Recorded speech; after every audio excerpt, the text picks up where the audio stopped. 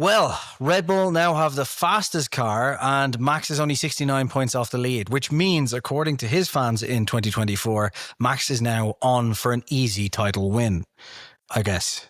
Welcome to the Blatantly Biased Racing Podcast. Welcome to the Blatantly Biased Racing Podcast.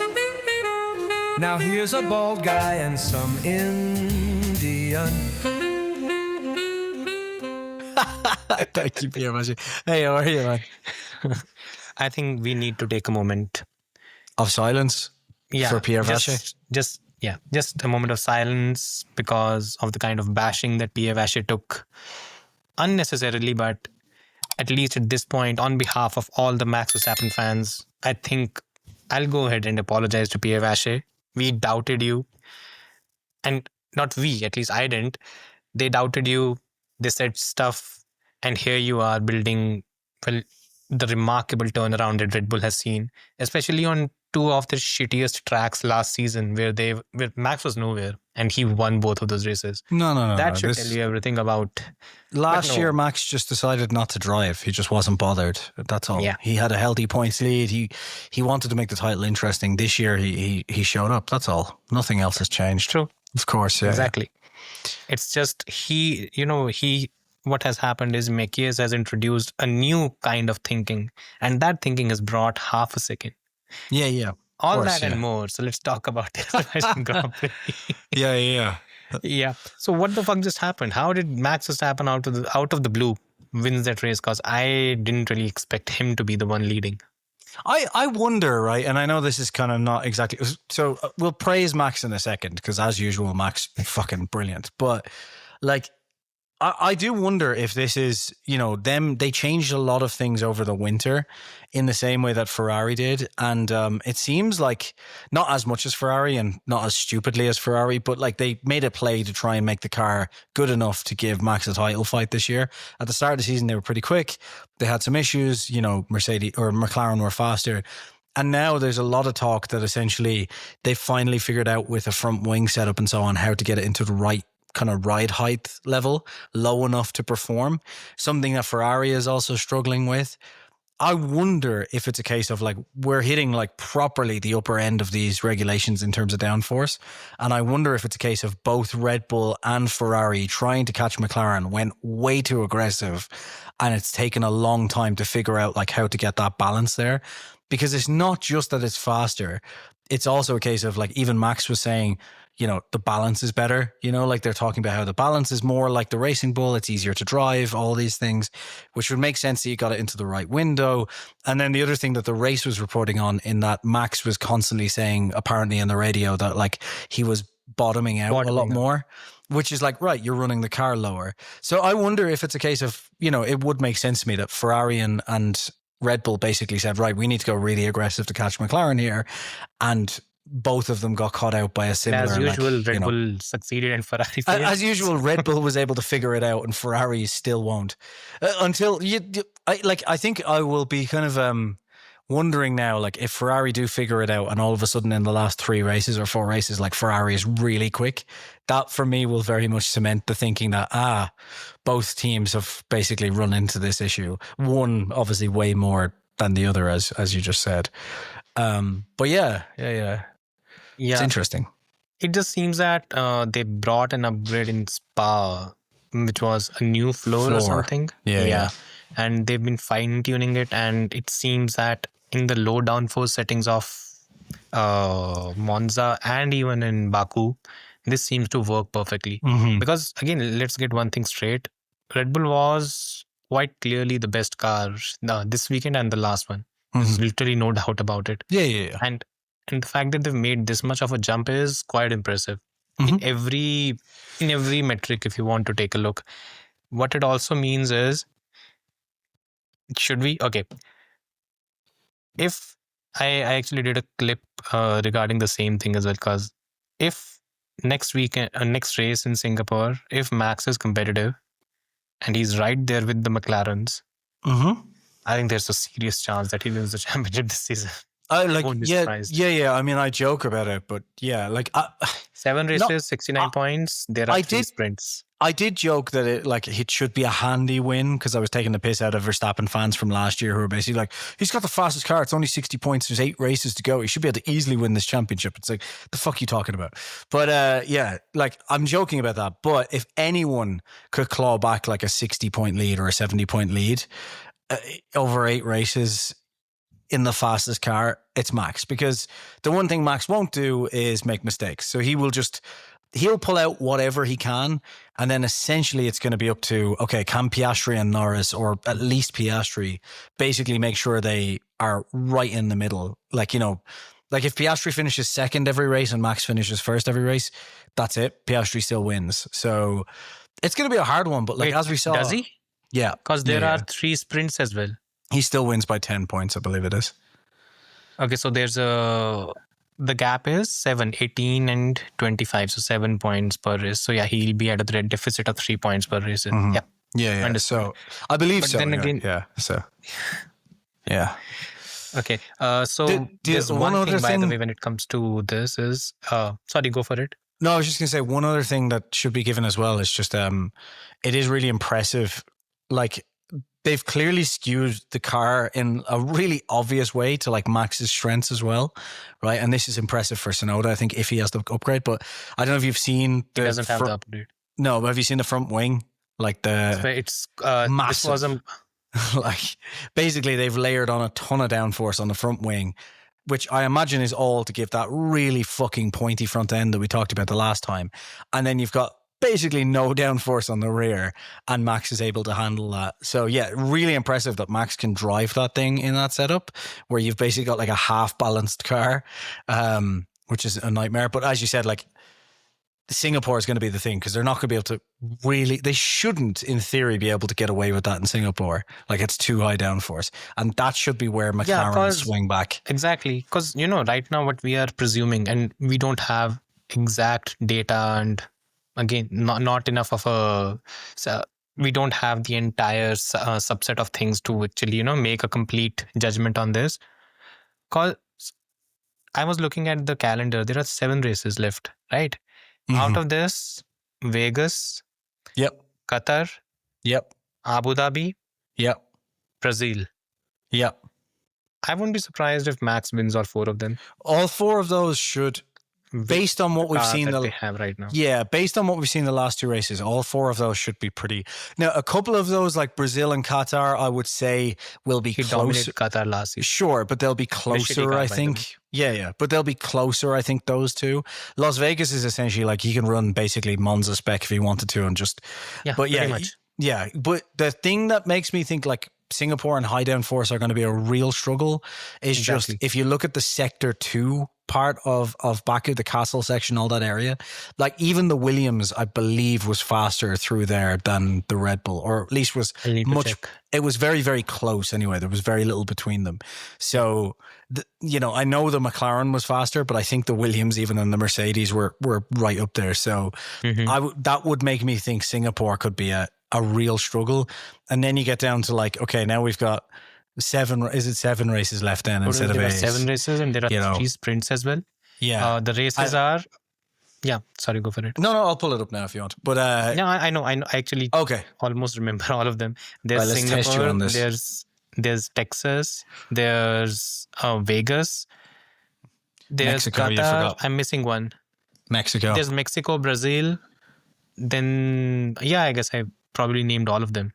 Yeah, Singapore, Texas, Mexico, Brazil, Las Vegas, Qatar, Abu Dhabi. Mexico could be interesting as well because obviously Mexico is high downforce. That's the problem I was going to say. Like, there's a lot of straights, but it's going to be interesting because they can't really run super low downforce because you'll just have no rear grip whatsoever with the air. Yeah. So you're right. The 2 races that are troublesome, that where he could potentially leak points, are the ones in.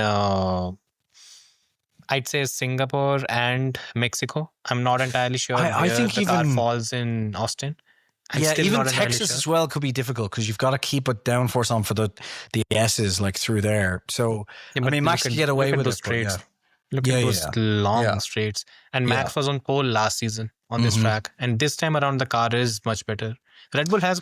I think there's what is going on right now is whichever track we are going to, at this stage, and you compare where Red Bull was last season, the kind of jump that the Red Bull has made in terms of performance is eye-opening. It's the real thing he's going to have to do if he wants any chance at this, though, is he's going to have to just really minimize the damage. Not just him, but like Red Bull with setup strategy, everything.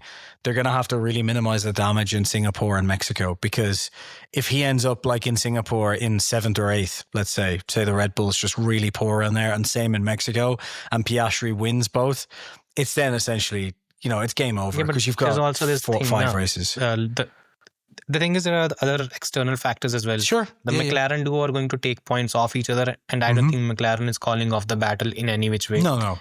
Then secondly, you also have the case of Vegas, where McLaren struggled last time around. And after this race... Which they will this year, because the straight line speed's just not great. And the cooler temperatures, McLaren doesn't work in those as well as it does in other conditions. And then when that happens, you have teams like Mercedes and Ferrari that are going to bridge that gap, and then the points deficit increases even more. And then if there is a wet weather race or something, it just completely... Honestly, if this was any other team and driver, you would probably say, it's a very tall order. Yeah. But with Max and Red Bull... Yeah. And Red Bull, who don't fuck up. They just don't. Even McLaren this weekend made every mistake possible, but Red Bull got everything right with both drivers, essentially. So, they just don't fuck up. So you've got Max in there who's willing to drive the car, even with essentially no downforce on the rear, which is incredible. And then you've got Red Bull who just continued to... most of the teams would have just completely given up, but Red Bull continued on with their plan, which, by the way, for anyone watching... was decided before fucking Horner was fired, because it takes at least 2 to 3 months to get this shit on the car, but we'll talk about that in a minute. But if this was any other team and driver pair, I'd say, if this was Leclerc and Ferrari, who now had the fastest car for 2 weekends in a row, you'd be like, okay, if everything goes well, Leclerc could win this, but he's driving for Ferrari, so not a chance. And if this was pre-22 Mercedes and George Russell right now, I'd say, yeah, maybe. But with Max, I'm kind of there's a good chance he could be in this fight. It is still a tall order, though. He has to get everything right. And unfortunately as well, it's out of his control in one way, which is McLaren also have to make mistakes, and Piastri has to fuck up, and Norris has to really be in the fight. So some other stuff needs to kind of work for Verstappen here. It's not because he could win every single race and still not win the championship. So it has to be... There has to be some stuff kind of, as you said, getting in the middle of it. But you know what's the best part, by the way? The best part is now the championship is going to be even more exciting. Interesting. Because, yeah. After the kind of nonsense that we saw in Monza, the whole team swap and everything, it kind of dulled things down. Now at least there's something to look at, because 69 points, okay, fine, it's big. But if Red Bull... Even right now, I'll make a prediction. Max at least wins 3 more races this season. Mm-hmm. Yeah, that wouldn't surprise me. Easily. At least 3 more races and maybe more. And if he's doing that, that's a lot. That's a lot of races. And that's something which is... I'm excited. At least, And by the way, at this point, I'm going to remind everyone, this is the very point where he's going to regret whatever he did in Barcelona. Yes. And a couple of other races. Yep. I told you guys after that race that if somehow he loses the championship by 8, 9, 10 points, it's going to come down to those races and the nonsense that he pulled then. Yep. Just saying. 100%. Exactly. Yeah, you're talking, especially Barcelona, he threw away more than 10 points, right? If I remember correctly, or was it? Yeah.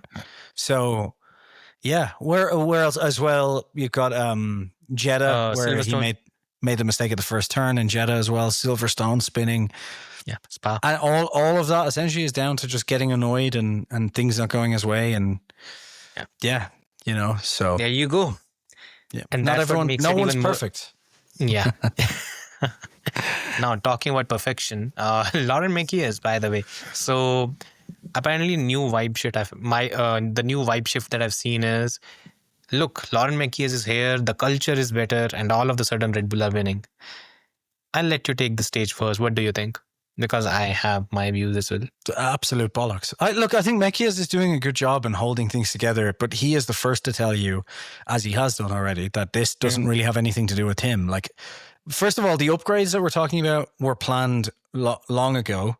you know? So he has nothing to do with that. Maybe he could have helped with pushing things along. I don't know. Who knows? But realistically, they weren't there, or they would have been there anyway.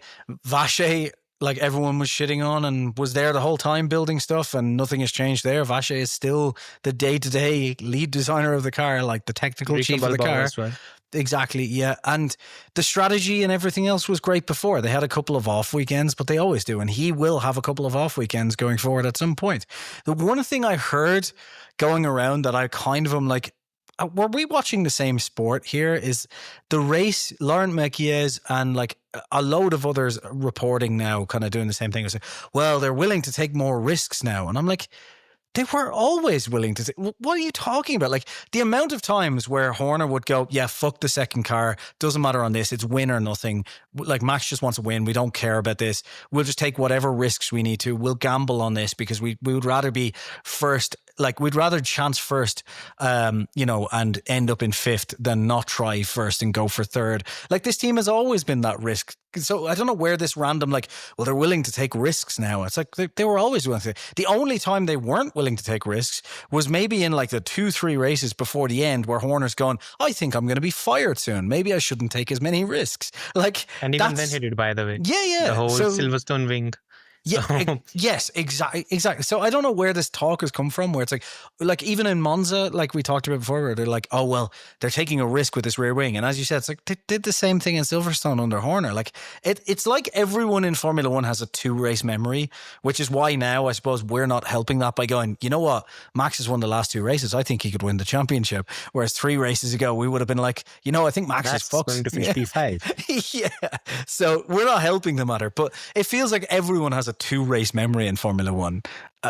This whole risk thing is bollocks. I don't get it. But Mekies, just the final word, Mekies is doing a good job. Like I think he's doing a solid job, but realistically, he's just still working on the same framework that Horner set up. And I don't think we're really going to see what he can do until the struggle begins in 2026. Because the real test of a person like that is when shit starts to go wrong, how do you deal with it? And that's why we're even questioning Toto now, because all of a sudden shit's going wrong and he hasn't, you know, so that will be the real test. Hyperventilating. So. Mm-hmm.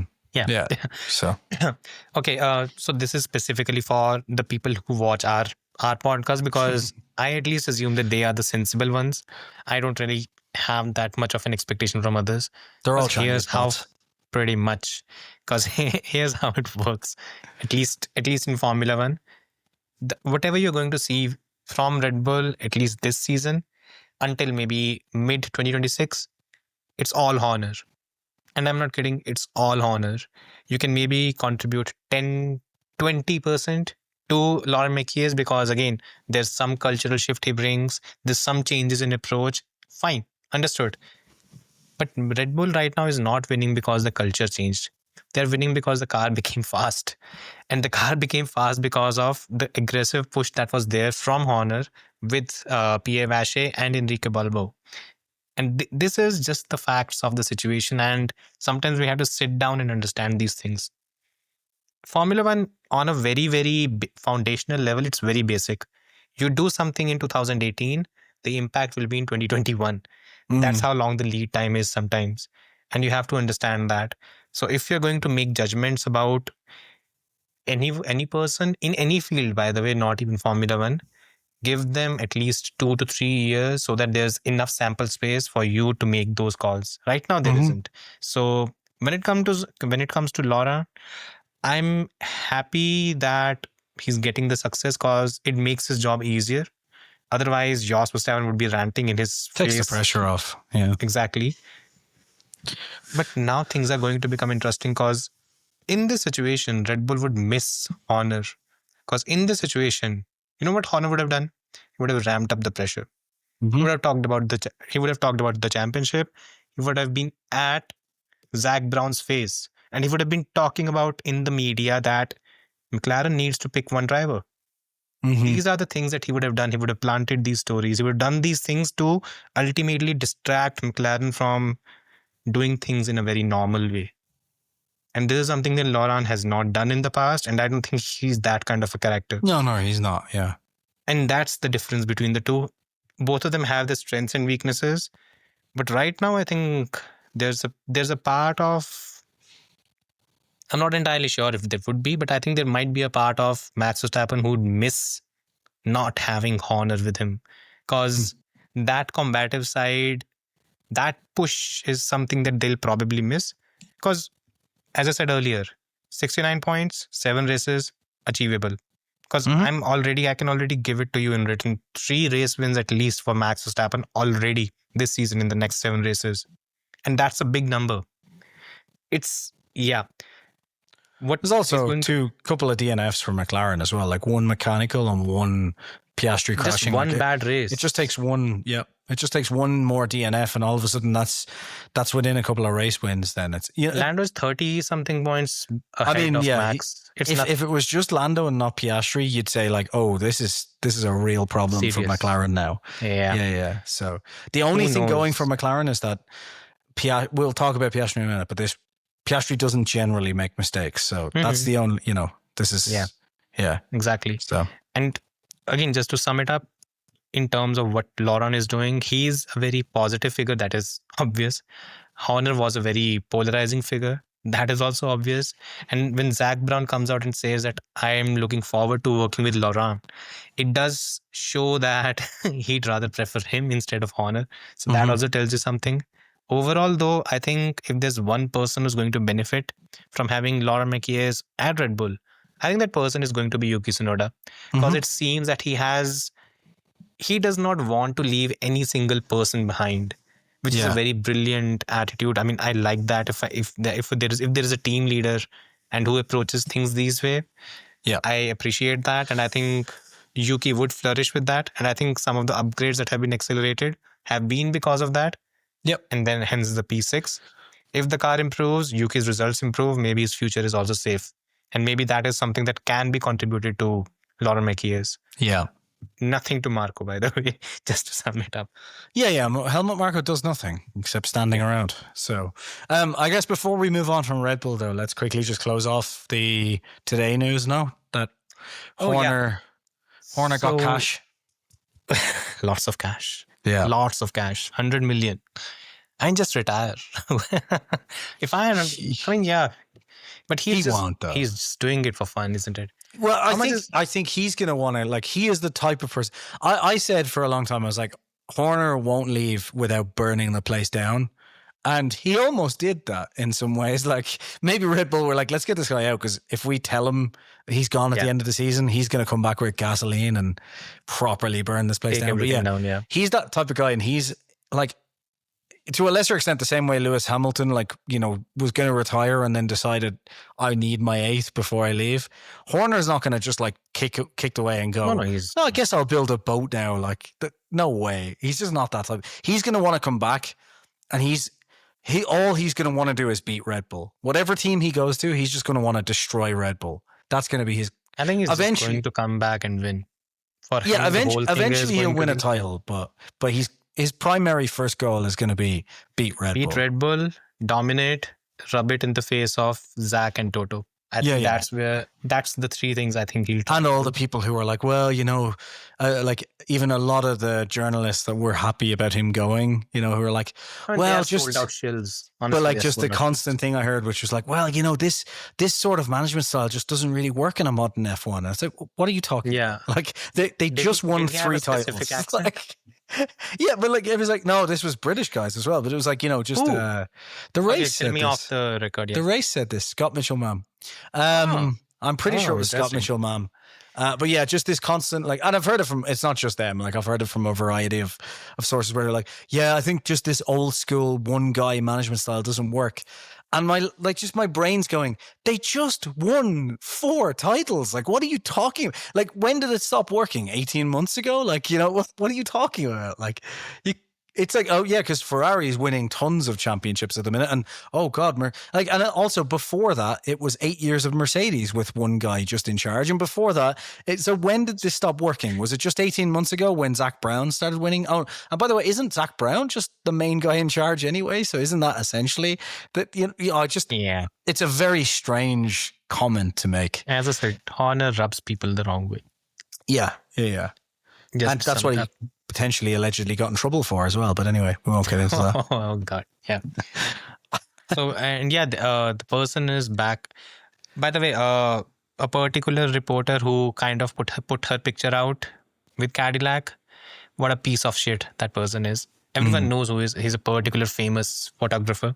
But yeah, he got a lot of, you can say, backlash for that. Anyways, but yeah, $100 million. Here's his and future. Well, look, for me, I still think the most likely thing is Alpine. The only thing, because like he knows the team well, it's Enstone, it's close for him anyway. Like it's easy for him to just commute up the road. Plus, it's the one place where I think the price could be right. And I don't know, it just seems like kind of a road to glory idea from him. Like that team is literally last at the minute. So, you know, and also the only problem is the power unit. But I think that's kind of overblown. Like, I mean, it was just, I don't think like having his own power unit is a deal breaker for him in the way that lots of people are making out to be. I think ideally he would like own or not like, having his own. No, having his own power unit, because basically it's like this. The one thing I hear about Alpine is, oh well, you know, he wants to be in charge of the power unit as well, and it's like, yeah, sure, he probably doesn't. That is the facility is closed. What I'm saying is, that's what I mean. People are saying he won't go to Alpine because they're no longer building their own power unit, and Horner wants to be in control of the full thing. I'm like, sure, in an ideal world, but realistically, like he won without that for so long. Like even the last titles that he won was without his own power unit. It was still a Honda in the back in reality. Like it is still technically a Honda. Sure. But my point is like he's built a team without that before. He can always build back to that in future and get another engine supplier or build up with someone else. Like he can do that in future. I just don't think that's the deal breaker that everyone thinks. I think the biggest thing for him is the controlling stake and like feeling like it's his team.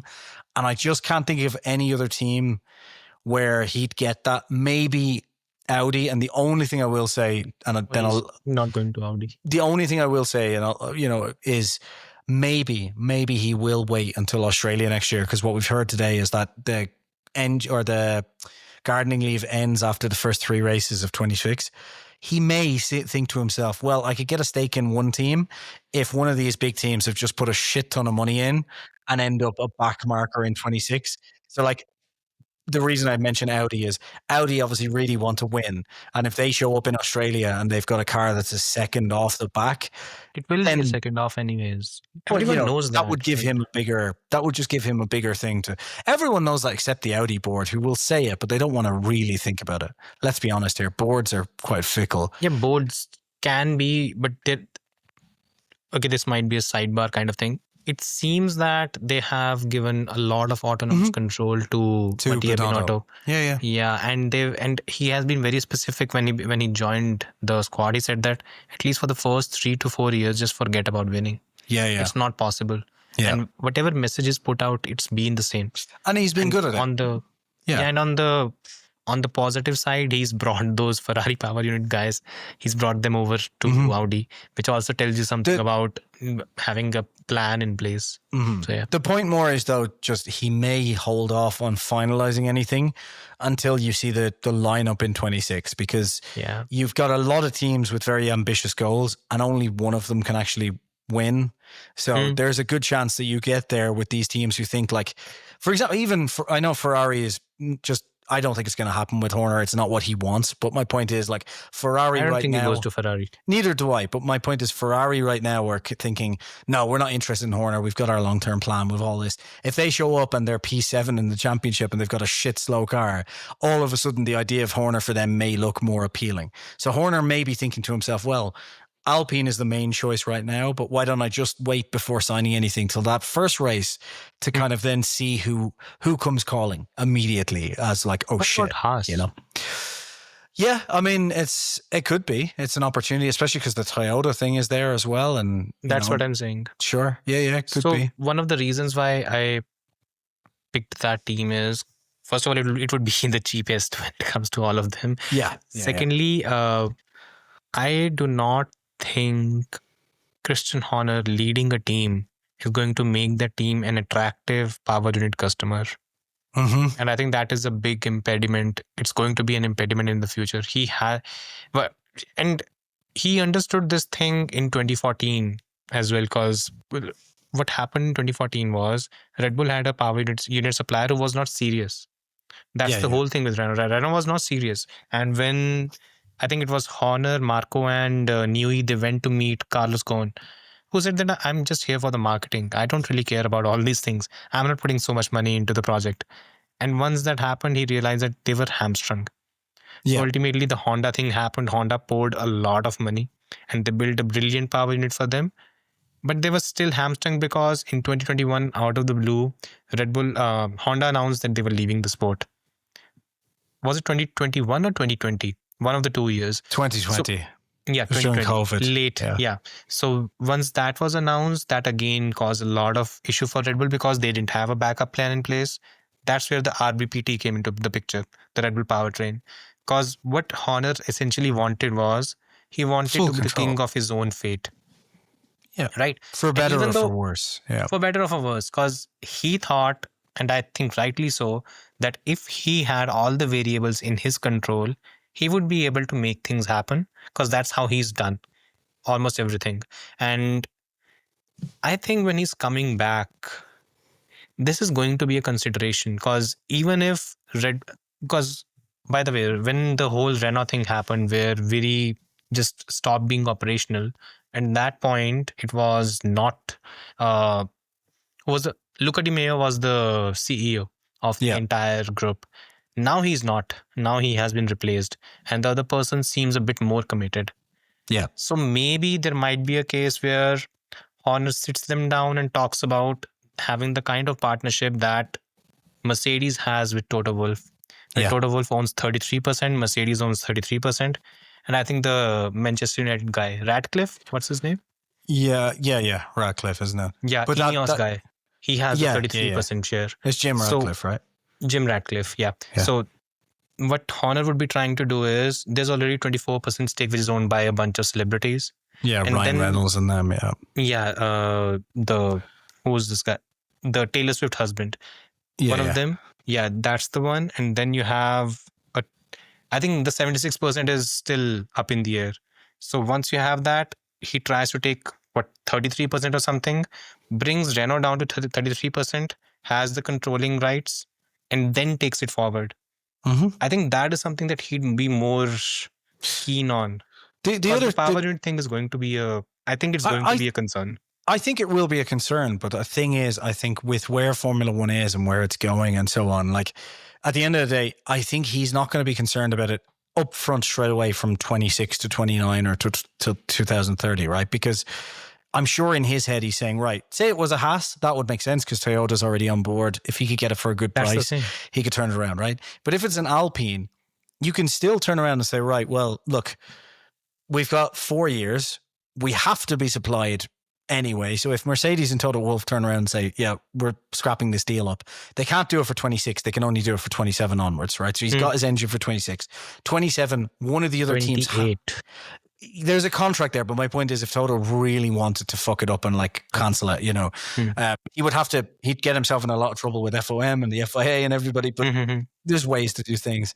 But the point is, like, if that happened, Horner would have to get an engine from someone else under the regulations anyway, probably Honda, but by 28 then you've got Audi would have to, or someone else would have to. Basically whoever's supplying the least amount of engines would have to give him an engine. So he'd have an engine regardless of how bad it is, good it is, whatever. But like, if he can turn that team into a proper kind of, okay, we've got a plan now, there's a good chance he could go to someone outside of Formula One, bang on in 26, the moment he's in, and rock up to whoever it is, Hyundai, one of the other American manufacturers, someone and say, hey, we need a fucking V8, we need a V8 engine for 2030. Are you in? Like, so they could come in then and buy Renault out completely. Like there's just tons of ways he could do it. So my main point is just, I don't think the engine supply is as big of a concern as some people are making it, where they're like, oh, well, he wants to be in charge of the engine. It's like, sure, he does in the long run, but that's not going to stop straight away, like joining the team. Yeah. So I think the control is more important to him than anything else. So Alpine, Yeah, my concern with Haas was maybe it was possible because I'd heard reports and rumors that Toyota was interested. But then with Toyota, it comes that Ayao Komatsu is going to be there. He's not going to, the Japanese connection is not going to be, they won't break that. Another person, by the way, who is proof that like it's not Laurent Mekies right now, right? Because obviously last year we saw like He was the Komatsu hero. came in and it was like, oh my God, everything's changed from race one. And you're like, guys, this is Steiner still. Like, Exactly. that's, you know. Yeah. History will remember Steiner kindly. Who would have thought, who would have made this statement before? Yeah. Oh, speaking of which, fucking Pirelli, I believe, is the next thing on the list. Okay, so the race sucked, by the way. Not the publication, the Azerbaijan Grand The actual Prix. Grand Prix, yeah. Yeah, that sucked. And a We lot of like the people- race, by the way. I will call anyone out at any time for anything I think is bullshit, They're the golden including my standard co-host. right now. Yeah. They are same here. But they are the golden standard in Formula 1 right now, the race, at least in my view. Yeah. Hire me. So No, they're more good than bad, but occasionally there's just some weird takes that I like to. yeah. Because that's part I think, of it. do you know what? It's like Piastri's weekend. It's easier to spot when something goes wrong at somewhere that's generally good. Boy, but Piastri's weekend went wrong in some very weird fashion. It was We'll a talk weird about it weekend. after you shout at Pirelli, I guess. Yeah, because what the fuck is going on with Pirelli? I don't see the point of bringing 3 tire compounds where one of them is capable of doing half a lap. The second and the third compound basically have the same performance levels and can do the entire race. Why are we even... First of all, it's a shit product in terms of the tire, and it leads to a shit product in terms of a Formula 1 race. And out of all of this, Stefano Domenicali comes out and has a conclusion that we need to have shorter races. That's his conclusion. And once you sit down and try to analyze the sport, it's utterly nonsense. It's nonsensical the way they've gone about it. Yeah. Pirelli, as a tire manufacturer, it has been given so much leeway, and I think they don't have a wet weather tire. They can't do this right now. They cannot do dry weather tires either. Apparently, they just bring as hard a tire as possible. By the way, this was the softest possible compounds, and the softest possible compounds, even the softest possible compound of last season, they introduced a C6 this time around. That softest possible compound could do the entire Azerbaijan Grand Prix. Like, what job are you doing? Why are you limited to C5 or C6? Have more compounds, have a bigger range. And how is it possible that C6 can last half a lap and C5 can do an entire fucking race? I just think that like I said this, I think maybe the last time or the podcast before, I just think the obvious solution for this year at least, because look, we're not going to have any changes by the end of the year to the tires. The obvious solution I said earlier in the season was, why not just have bigger step changes? So go C1, C3, C6. Yeah, but it's so not someone going could to do make any change but here, the point right? is, someone could do C1 and do the entire race, sure, but it's going to be so much slower than a C6, for example. And then C6 you basically can't use. So everyone's stuck to C3 or going to like one. So you're kind of forcing a situation where you've got to make some sort of difference in strategy or something. But at the moment, it's like C6, C5, and C4. The C5 and C4, as you said, like are just so close that they might as well be the same thing. Like, why didn't they go at least C5, C3? Like, make some difference in step. It just doesn't make any sense. The problem was that you can do that, but if C5 is capable of running the entire race, then C3 is also capable of running the entire race. But C3 might be is slower. What they'll do is they'll just run 2 laps on it. That's all they do. Sure, but like my point is, it's like, yeah, I guess there's no good solution here. We just need better tires. The good solution, exactly my point. And it comes down to Pirelli, and they have to be questioned. You know what's going to happen next season? They're going to bring a shit product. No one is going to talk about it. And the excuse that they'll have is, this is the first year of the regulations.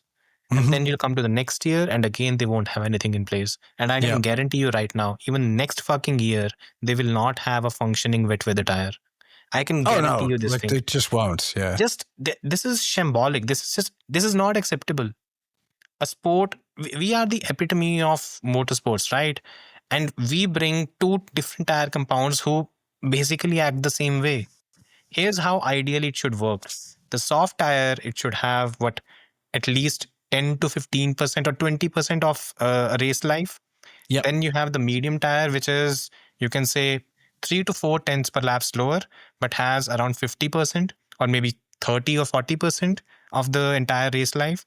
And then you have the hard tire, which is, let's say, a second slower, but is probably capable of running for 70% of the race. That's how you build the steps. But we don't do that. We basically have zero change, and that's the nonsensical way of going about things. There's just no zero accountability. And there's no incentive for them at the moment either. You know, like no one's giving them any shit for this. So it's just... That's the whole thing. No driver talks about it because apparently behind the scenes they have been told not to say a word about the tires. And the broadcaster says nothing because, again, they are also partisan. So we are just stuck in a situation where no one would actually point out what the problem is. And we keep having shitty races. We've had, 22, 23, 24, 25. 4 shitty races in Baku. There hasn't been even a single classic race in Baku. Entirely due to this nonsense. Yep. What's the point? Yeah, and it's not going to be fixed anytime soon. And the only thing I can think of to make it any better, which I don't want either, is just to mandatorily make it that you have to use all 3 compounds in a race, which is an artificial solution that I don't like, but I don't feel like Pirelli are going to fix anything. Yeah, that's what it seems like, to be honest. And anyways, moving on. Let's talk about Oscar Piastri, who had a weekend from hell, apparently. What the fuck happened to him? Well, I don't know. Like, it's just odd because, there was a few people that I saw on Twitter, and also I was listening to, as we've just discussed, one of the finest podcasts this morning, the Race Podcast. Don't hire me. I'm not interested. I think one of the things they said they got a question from was like, well, one of the questions they got was basically, what was Piastri doing this weekend? Like, how many mistakes can you make in one weekend? What a shambles. He's undeserving of a championship. The usual bollocks you get. They didn't say this. A fan asked the question, and they were like, they obviously had the same opinion as me, which was like, are you still there? I think the connection's gone. Wait, the connection, right? I'll give it a sec.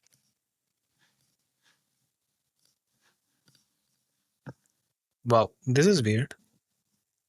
Hello? Yeah, you're back. Yeah. You back? Oh. I think there we go. Yeah. I think it's back, right? Yeah, it seems to be something going on. Okay. It seems to be fine now. Yeah. Anyway, okay. They had the same kind of reaction to that I did, which is just like every single driver no matter who they are, has at least 1 or 2 weekends over the course of their career, if not each season, where they make some sort of fuck up. Like, even thinking back to when I started watching, there was a couple of weekends where, the great Schumacher has made a couple of like really poor weekends or just silly mistakes or bad judgments. Fernando Alonso, every single season we have that one bad Alonso race, it just happens all the time. So yes, he had a bad weekend, but I don't think it takes away from his championship. And then the other thing is just like, I just think McLaren had a really shit weekend of just problem after problem. And I think that was weighing on him. And as soon as he made the clutch error, like it was just one simple error with the clutch, all of a sudden it was like, oh, fuck, that's it. And he's caught in the mid-pack, and it's just more easy to make a mistake then because you're trying to fight your way back, so that's easy. I think that was the biggest mistake that he made, the clutch drop. I think everything else you could that happens to a lot of drivers. Even quali, one fuck up happens. Crash in quali was a bit weird. Qualifying, it was a bit weird, but then like, how many other people crashed into a wall in qualifying, including some of the best qualifiers on the grid, like Leclerc? Yeah, like, so I don't know, like, I think he just had his one bad weekend, and I would not be surprised now if for the next races, Max Verstappen, who's now his title rival, is like, where the fuck did this Piastri come from? He's not making a single error and not giving me an inch, because Piastri doesn't make these mistakes, and That's one thing I will say. It will be fun if Max is in this title fight, because there's one person Max isn't going to be able to bully in a title fight, and that is Piastri. So that'll be fun, you know. But yeah, Tell me something, because I was having a conversation about this with a few other people. It's actually concerning both him and Lando, because Yep.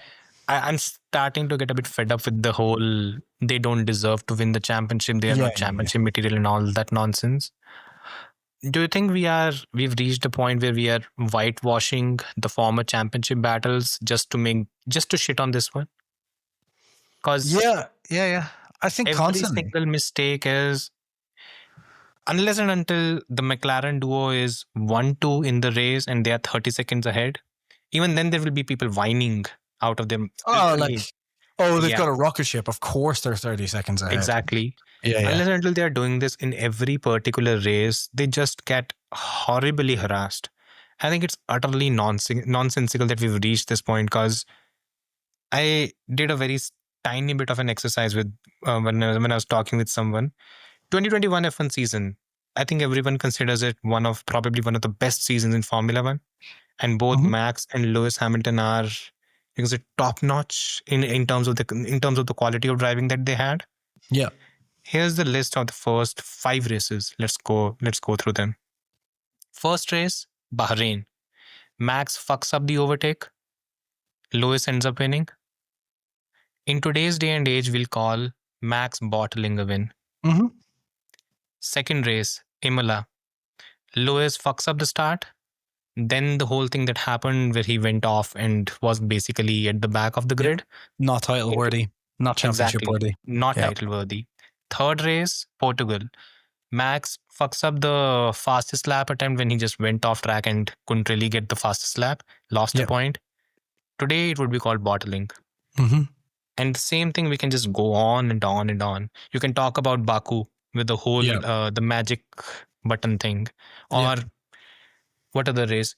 Lewis not being able to overtake Sergio Perez in Turkey, or Lewis leaving the door open for Max in France, in Paul Ricard. Yeah. So the thing is, when you have 2 top quality drivers in a battle, there are going to be moments where they'll make errors. There'll be minor errors, but they will make errors, because when 2 people are fighting, one of them wins, other loses. And how that technically happens is one gets the better of the other. It's not bottling every time. And I just listed 5 or 6 examples in probably one of the greatest season in Formula One. Max spun in Silverstone. We just talked about it. You know, is that completely bottling it? Not championship worthy then. He crashed into George because he got pissed off. Not championship worthy. He crashed into Hamilton last year in Hungary because he got pissed off. This guy is too emotional. He'll never win a championship, right? Far too emotional when things don't go his way. Like, look, I think it's fair to pile on Norris sometimes. Not fair. I think people go way too far in it, but I think it's fair to pile on because it's consistently, whenever there's pressure, he makes mistakes, right? I think it's fair to go like, look, it's not that he's not championship worthy. It's just going to be very hard for him to win a championship because he fumbles at that last bit of pressure too constantly. Not always, but just constantly, right? Piastri had one bad weekend. Like, how often does Piastri fuck up? Like, it's rare, if ever, right? Like, it's very, very rare. So, as I said, like, there's even been times Schumacher, Alonso famously has one weekend a year where we're just like, oh, it's Alonso's bad Lewis, weekend. Max in Singapore 2022. Max going to the grid in Hungary on a reconnaissance lap, crashing, you know, 2020. like, yeah, Leclerc, spinning in 2022. Miami, this year, Miami, yeah, this year, you know, and there's the. And that's, and you know, that's can I just point out that these are the same people who basically say that George will never win a title because of 2 mistakes he made in his entire career. Yeah, no, these are not the same people. These are other people. So that's what pisses me off. Okay, but I lumped them all in as the same. Yeah, exactly. Because the question that I was asked was, Max and Lewis don't make these mistakes. I'm like, what the fuck are you talking about? You don't watch Formula One then, if you think. Yeah, because I'm sorry. It's become such. And Lewis, Shanghai. 2007, you know, like, What are you talking about? There are This far is too also many races where Piastri's it third happens to season. everyone. This is Yeah. Piastri's third season. And in his first 2 seasons, he didn't have the pace. He was still building, learning tires, all these things, right? This is his third season, right? If we forget about the pace stuff, because that's all learning, getting on top of things, right? Name like another big weekend of mistakes that Piastri's had. And you can't. Because your Australia, connection's gone. that was the second error. There have been 2 errors this season, technically. Where is low power mode? Jeez, what's going on? I don't know what's going on. I'm just trying to find this fucking low power mode. Yeah, it's once again gone. Yeah, it's like it randomly cuts out, and I'm trying to find the low power mode or low data mode, but it looks like they've just gotten rid of it. I'm not really sure. It's just gone. Like, Yeah, because even the uploading thing, it seems it's fine because it's at 99%. they're both on 99%. Yeah. Yeah, then So why they're is fine. it cutting off? I don't know, and this is really weird. Like the low data mode that I can normally just flick on to get rid of, for a while, just to kind of kick it off. It's just gone. Like it's not in the settings anymore. Like, yeah, I'm going to look at something else, I think, after this, because this is just strange. But I just don't get why. Anyway. But yeah, the question I had there was, I don't know if you heard that. I was like, basically what I said was to Last finish it time off. Oscar made a mistake. Yeah. Yeah. So I actually answered it. You probably didn't listen. So No. So in Australia as well, right? So that was his second mistake. Basically in 17 races, he had a couple of them. I wouldn't even count that as a big mistake because like that was tricky conditions and both of them went off. So you know what I mean? Like, but like an actual like mistake like this, I can't think of one in his whole and like even in his junior career.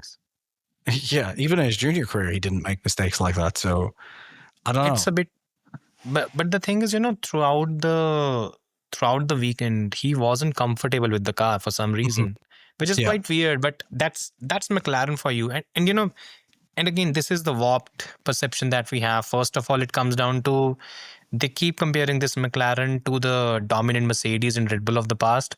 It's not anywhere close to it. There are a few races you can say yes, but other than that, it's not the case.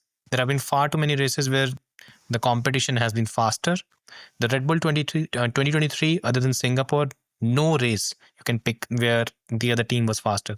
Same with the Mercedes. I've seen a few people as well being like, it's crazy that Max is winning in a season where like with a more dominant car than 23. And I'm like, what are you like? I keep asking the same question. Are we watching the same television? Because it seems like something is off here when people are like, oh, well, this is a more dominant car than the RB19. And I'm like, no, what are you talking about? Like under no circumstances.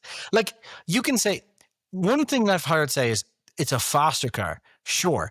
But the RB21 is also a faster car than the RB19.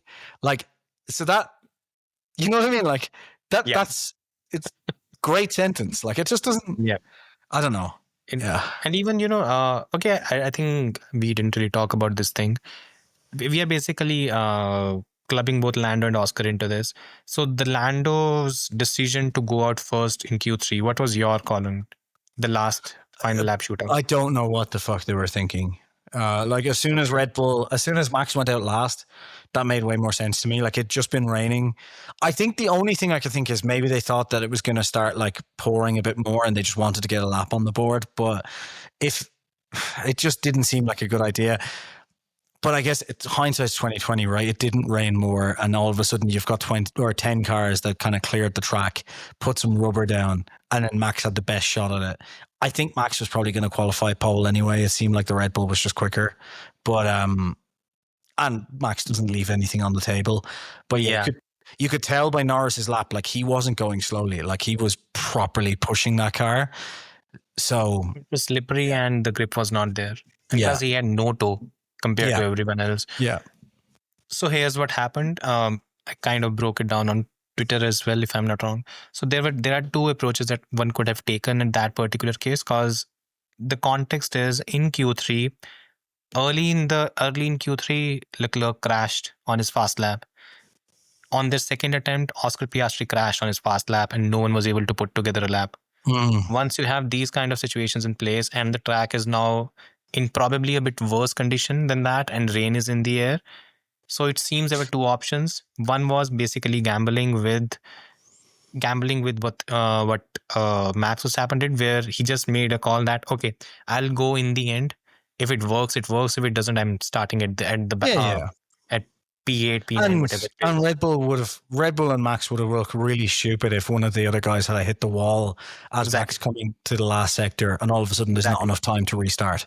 So you either look like a hero or an idiot. Like pretty much. And that's these are the two approaches. The first was this. The second approach was you go out first, you set a lap, you try to do the best that you can. Of course, there will be disadvantages where the toe would not be there and stuff. But you already have a precedence of two drivers of Leclerc and Piastri's caliber crashing out already. Mm-hmm. So you bank on that and try to at least get a lap so that you can start as high as possible. And if there is a scenario where Lando, I think his lap, when he crossed, he was P2 on the front row. If at that particular point, any of the drivers behind him had crashed or had a yellow flag or whatever, he was starting on the front row. And everyone else would have looked foolish. Yep. And I think this is something that I think this is a detail that a lot of people did not go into, which was probably very important, that there were two approaches, they went in different directions.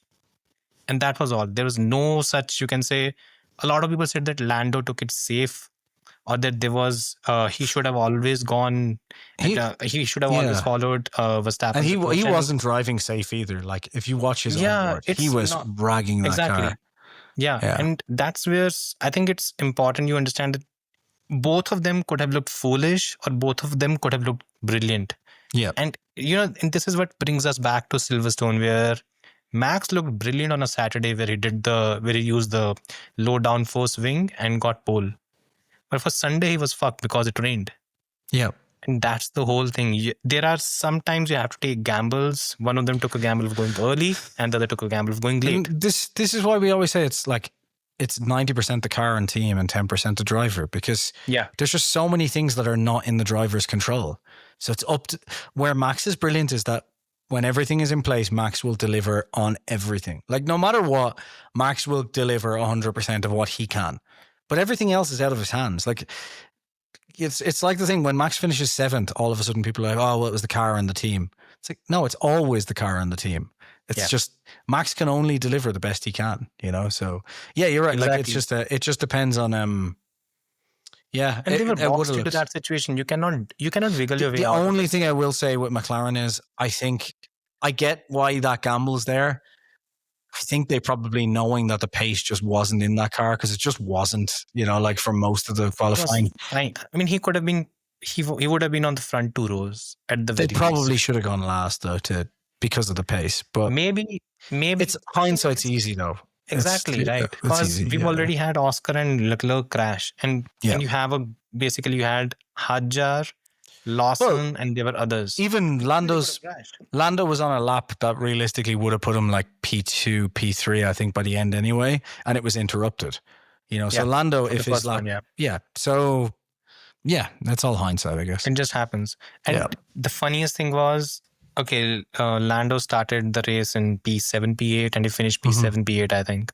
Yeah. He couldn't really make his way through the field, and again, I don't know how the podcast turned into shitting on the race podcast, but again, the stupidest point was made that if Max Verstappen was in this car, he would have got a better result.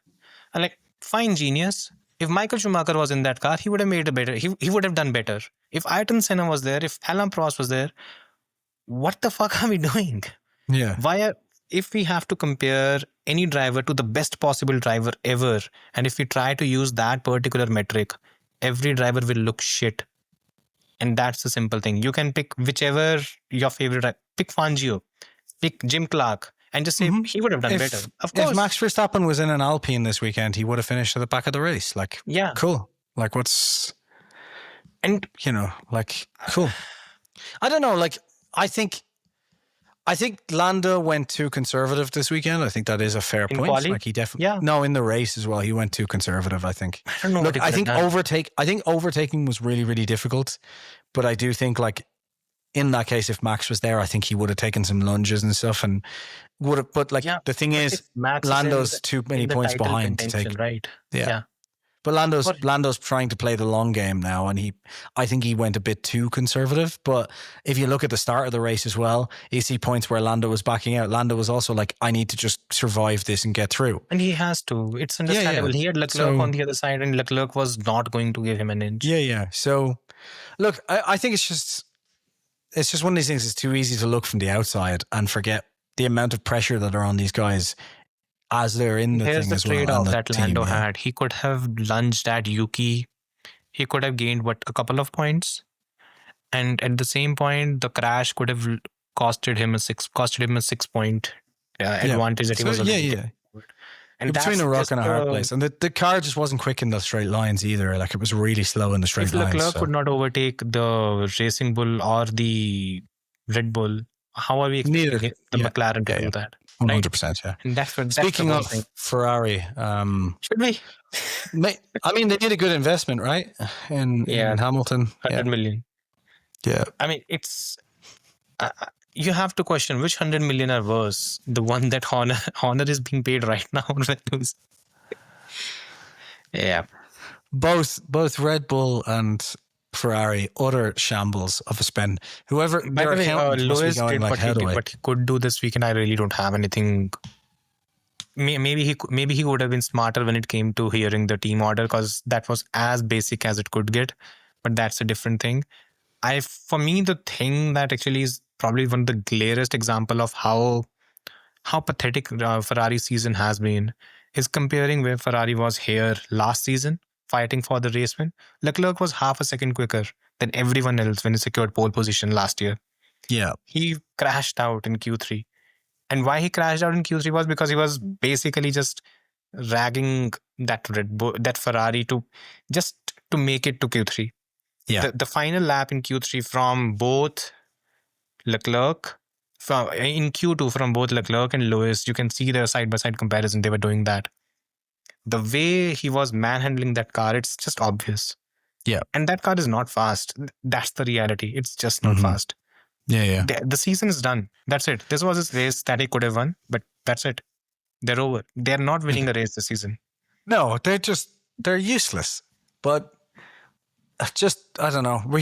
Again, I'll go back to it once again.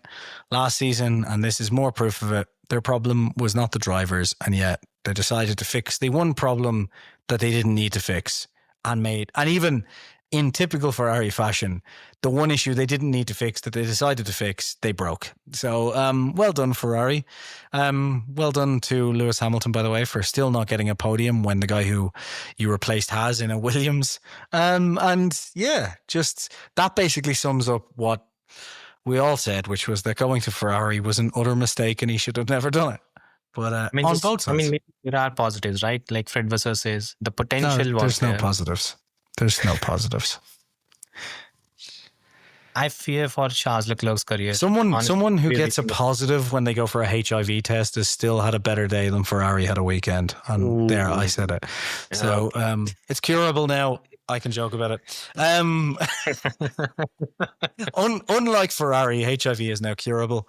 I believe. Or have I just dreamt something? You dreamt something. Shit, then my sincere apologies for that misinformation. I doubt it gets scared. Oh shit, no, HIV is not current. I'll take that back. You need to cut that in that segment. Yeah. like Jimmy Kimmel, I will be replaced for the next podcast. No, you need to offend the president first. All right, you fucking blonde-haired wiki bastard. Anyway, yeah, so... Anyways, so one thing, by the way, your take on the whole team order thing. What do you think Lewis was doing? Just not wanting to give in to team orders. I don't know. Like, it was just a very strange one. Like, why didn't he just give the position back? Wasn't it for like P9 or something? P8? Like, what was the... P8. I don't know. Like, what... I just, whenever it comes to anything Lewis is doing this year, including his decision to join Ferrari, just all I can think is, I don't know. Like, what? I don't know. Like, it must be... Do you reckon when, like, Ferrari, when the Ferrari pulled over, Hamilton stayed in the car, clearly annoyed for a few minutes, right? Just sitting there. Do you reckon he looked I'm not sure if that happened. I'm not sure. I if definitely that saw was him the sit case. there for a while. But anyway, Yeah, but I think that was more a case of exhaustion because a lot of drivers had Okay. that. Okay, fair enough. But Plus, Baku is not too good on the back, Yeah. too bumpy, right? So maybe that was the case. And I don't think he needed to put. Let's be honest. When you are giving, when you're given up a position, everyone knows that it has to be given back. I think it's very basic thing. That's why Leclerc's comment that there are certain agreements and that were not fulfilled this time around. But he didn't really make a meal of it. He should have, but he didn't. It seems, I don't know what was going. But again, that's Ferrari. You need to understand who Lewis Hamilton is, and you need to be firm with him when it comes to these things. Because Leclerc has had the short end of the stick when it comes to these things far too many times. But again, he's too nice. It's his fault. Honestly, it's his fault. He's just too nice. He shouldn't be. And that's the problem with him. And he just loves Ferrari too much. And that is going to drown him in his career. Yeah. He's 28 now. Well, I He still will be think 29 next season. And by 30, if he's smart enough, he would be in a different team. And if you're thinking that you'll start winning championships when you're 30, you're the biggest idiot in the world. Yeah. I just thought it was an interesting view of when Lewis pulled up and was sitting in the car, and in front of him was Mercedes and Williams on the podium. And it's George Russell and Carlos Sainz, like the guy who you couldn't beat and the guy you replaced, both of whom are sitting on a podium, and you went to Ferrari. Like, I don't know. It just... Yeah, but it's on him. It's going as expected. Yeah. Exactly as expected. And he's I think if he doesn't get a podium by quota, he would break Didier Pironi's record of most races with Ferrari without a podium. Yeah. And do you think he's going to get a podium by quota? Until you get a podium, sorry. Huh? Do you think he's going to get a podium by quota? Because no, I don't. He doesn't get a podium in Singapore. In quota, Ferrari won their last season, so they're probably going to be P6, P7 this time around. So no. I genuinely, I mean, this isn't even a dig at Lewis. This is just a dig at how bad Ferrari is. And the reason it's funny to kind of dig at is because just the amount of people last year who were ramping up on Mercedes saying, I can't wait for him to go to a serious team. And it's like, wait, is he going to a serious? When did we find out he's joining Red Bull? Like what's going on here? He's going to Ferrari. All flipped, by the way. Yeah, all of them, of course they have. All of them have realized what grave mistake Lewis has made. Yeah. But my point is, it's not a dig at Lewis. It's just a dig at Ferrari, which is, I just don't see him getting a podium full stop this season. Like, I just don't see anywhere. Ferrari, early in the season, I made this prediction that by the end of 2026, there won't be Fred, there won't be Lewis, there won't be Leclerc. And I think I still hold that view because 2026 is going to be bad. And if it is as bad as I expect it to be, then Leclerc, if he has any semblance of gray hairs, literally any gray cell left in his head, he should be leaving Ferrari at the end of 2026. Lewis, if the situation is too dire, he'll probably leave. Or he'll leave because Fred Vasseur leaves, because I think Fred Vasseur is going to be fired in 2026. Either ways. He's tried a lot. He peaked in 2024. This season has been a decline. 26 is going to be worse. And Ferrari is not known for, the Ferrari board is not known for their patience. So Ferrari board is not known for doing anything good. Yeah. Anyways, we're talking about not the board, but the CEOs. You saw the team radio from Toto Wolff to Kimi, where he basically said that you just need one lap in qualifying. Yeah. What did you make of it? I mean, it was a fair point. It was apt. He did just need one lap. But, I'm not sure what's going on with, I don't know. He just... Do you think... I don't know. I'm not sure what Toto... I think Toto has put himself in a really poor position right now as well, where Kimi really needs to perform and he's not. Like, Kimi's doing okay. Like, for a rookie, he's doing okay. And, he's in a difficult... he did a good job. But I think, Toto has put himself in a position where he's set the expectations so high for Kimi. And now he's fucked up so much where he needs to sign Max for 27 and he needs Kimi to do well. that kind of radio is that kind of like, come on, Kimmy, like just one lap, come on, buddy, like please, just it's almost like desperation of. I got the same impression. Man, I actually got the same impression, and it's not fair on Kimi in any which way because he was doing fine, and fortunately he ended up finishing P4. He qualified ahead of George, so that's a good thing as well. For the first time in his entire, you can say, run, I saw a bit of steeliness from Kimi because he knows he lost out on a podium. He was ahead of George and George extended his stint and Kimi was stuck in traffic. Ultimately, it ended up costing him. And when the race was over, Bono was trying to cajole him and said that you did a good job. You finished P4. Just marginally. Silence. Yeah. Nothing. Yeah. Not a word. Yeah. And even afterwards, he was angry, and I like that. I wanted to see something from him when it comes to these things because he's not been in too many scuffles. He's not been roughed up, and he hasn't roughed up many people on the track. When he does these things, at least you can see there's steeliness there, but it needs to come out more. And maybe with a better car, it will come out a bit more. So positive signs from him. Yeah. I like the way he actually went. Still no contract though. Oh yeah, neither of them, right? Something like I both of them will resign for 2026. I have no doubt about that. But so like it seems like, especially George, I think George and Toto, it's dragging out. I would not be surprised if George is now going, well, look, I'm going to have to sign for 2026 because I don't have another option. But I think I might drag him out until December just to fucking make him know, like, I'm pissed about this and make him really think about it. Like, do I want to risk George? I guess we don't know. Like, maybe do I he want to already risk has. Having any top driver in the team for 2026? Yeah. Because if he goes into 2026 and George isn't signed for whatever reason, it's going to be a real tough season for Toto. Yeah. Because no matter who he gets is going to have to be brought into the team. And you're also trying to sell someone on like, a 1-year contract, because you're basically going, well, I dumped George because I want Max for 2027. Like, who's going to jump ship to Mercedes for 2026? Bottas is gone. Yeah. Sainz isn't going to sign a 1-year contract, for example. No, even like, because it's a gamble then that like, okay, Mercedes has the best engine and best car. Because he's like, well, I have your engine. Like, have you made the best car? Probably not. Like, I do think Toto, I do think he'll probably have both of them there. But Toto has put himself in an unnecessarily poor place. He's slowly reaching a point where it's on the verge of the relationship breaking. Yeah. And like he needs to have the best car next year. Yeah. If Toto doesn't have the best car next year, which ironically will probably mean George wins a title anyway, but like if he doesn't have the best car next year, it's going to be a real problem. The title anyway. If they have the best car next year, I think he will. Kimi Antonelli is there.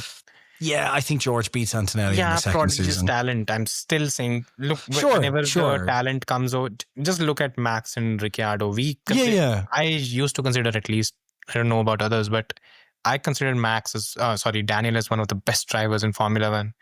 As soon as Max came into his own by mid-2017, Daniel was no match.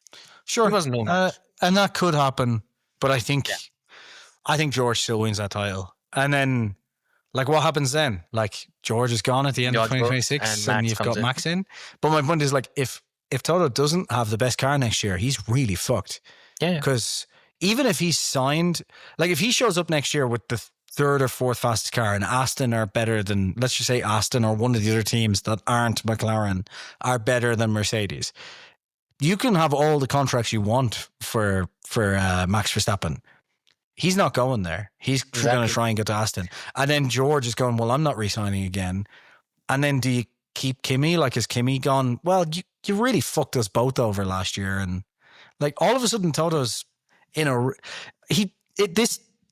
we won't go on a rant about this because we've done it already a few times, but I genuinely think he has pulled a Jos Verstappen here. He's put himself into a situation that he just didn't need to, where he was in the best position in the first place, and all of a sudden it's like he could have just said, look, Max, let's say nothing, I'll sign the contracts after, let's not make this public, nothing until we see if you can get out of your contract.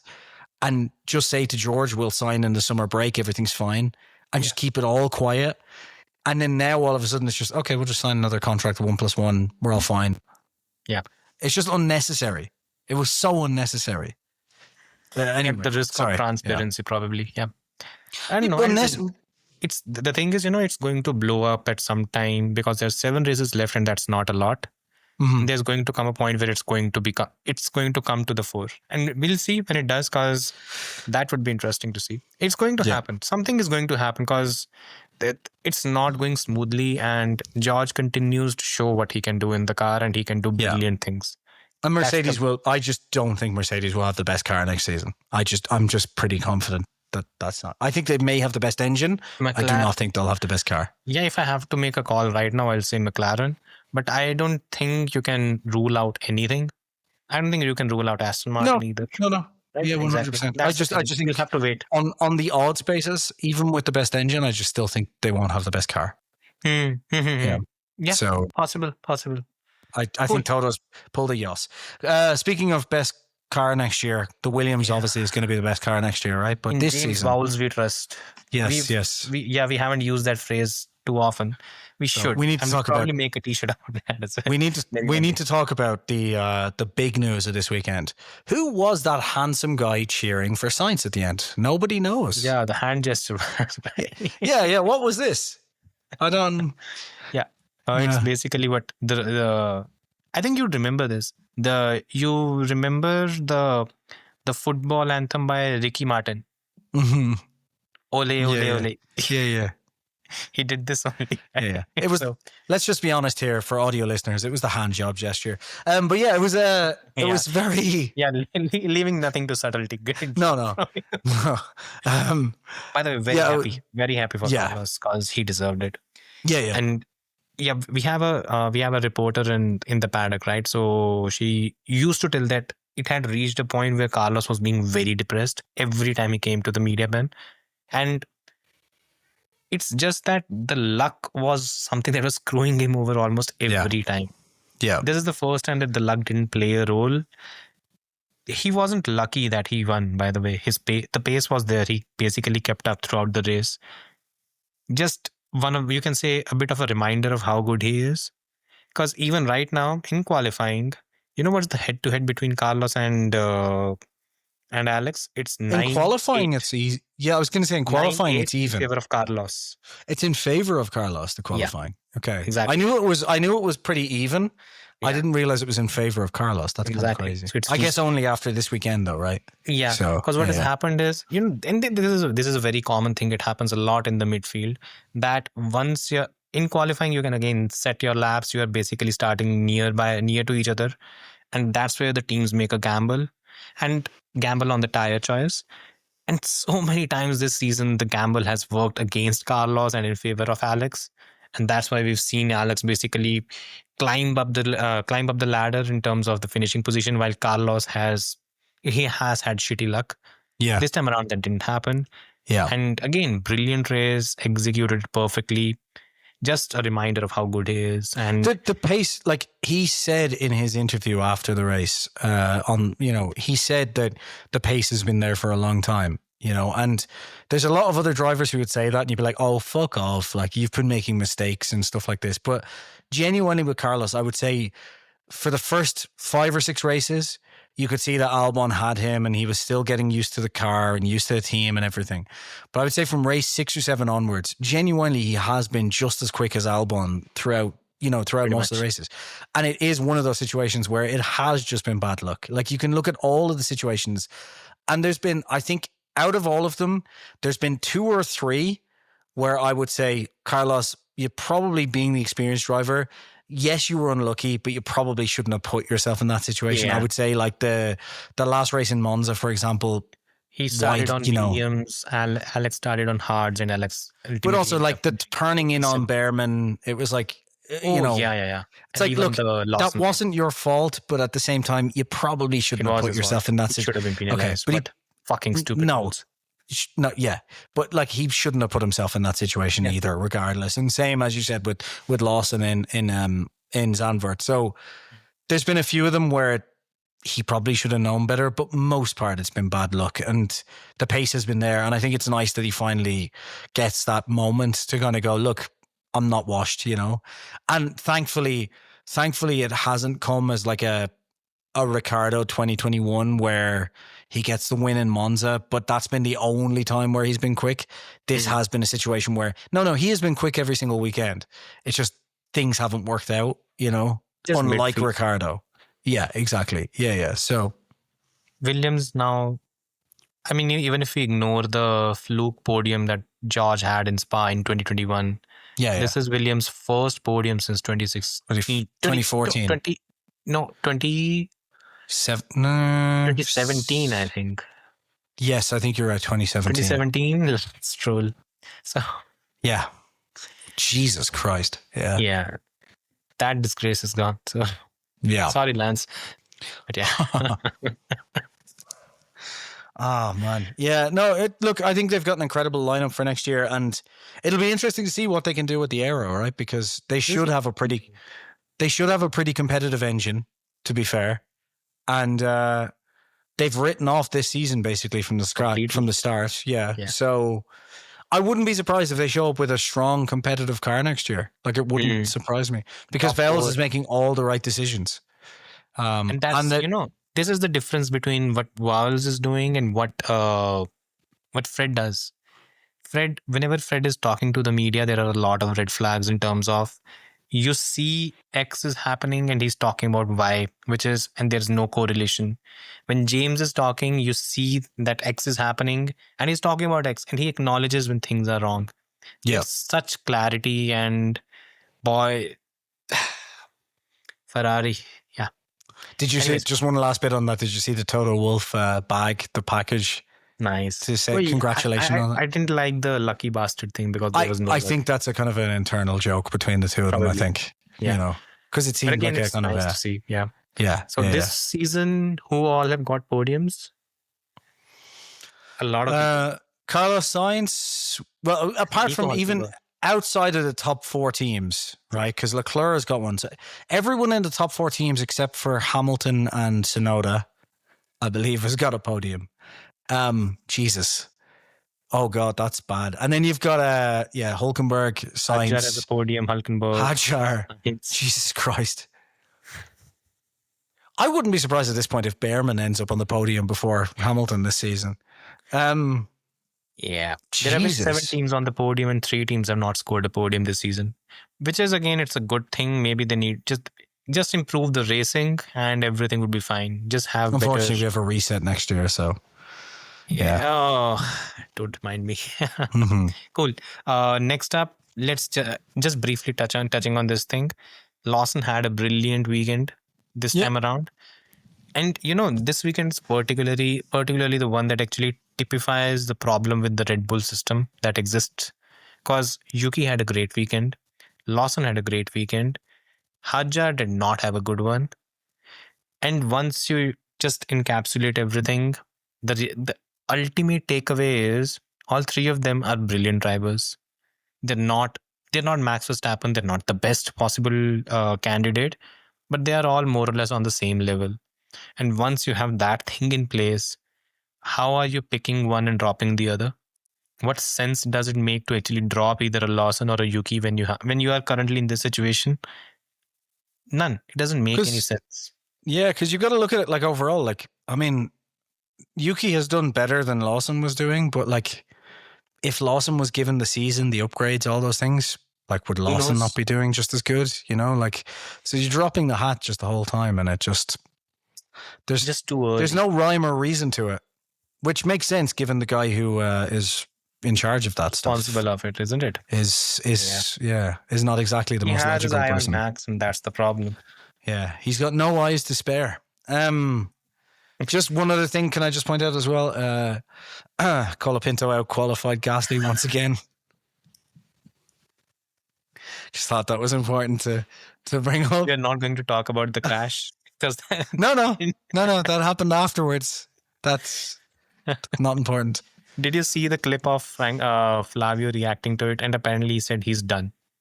As soon as he crashed. Yeah. And he mouthed something, maybe it was in Italian, so We probably are wrong. He probably said pepperoni pizza or something, and we're just, Yeah, good. Of course. Il Divioli, which is not pepperoni, but anyway. Moving on. Questions. We have No. Hold on. And can I just point out, Franco would have outperformed Gasly throughout the entire race as well, if not for he did that terrorism of Albon. Yeah, but much more so.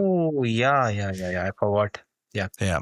Just, I think, honestly, if anyone's done, it's Gasly at this point. So, you know. Both of them at the same point, at the same piece of track.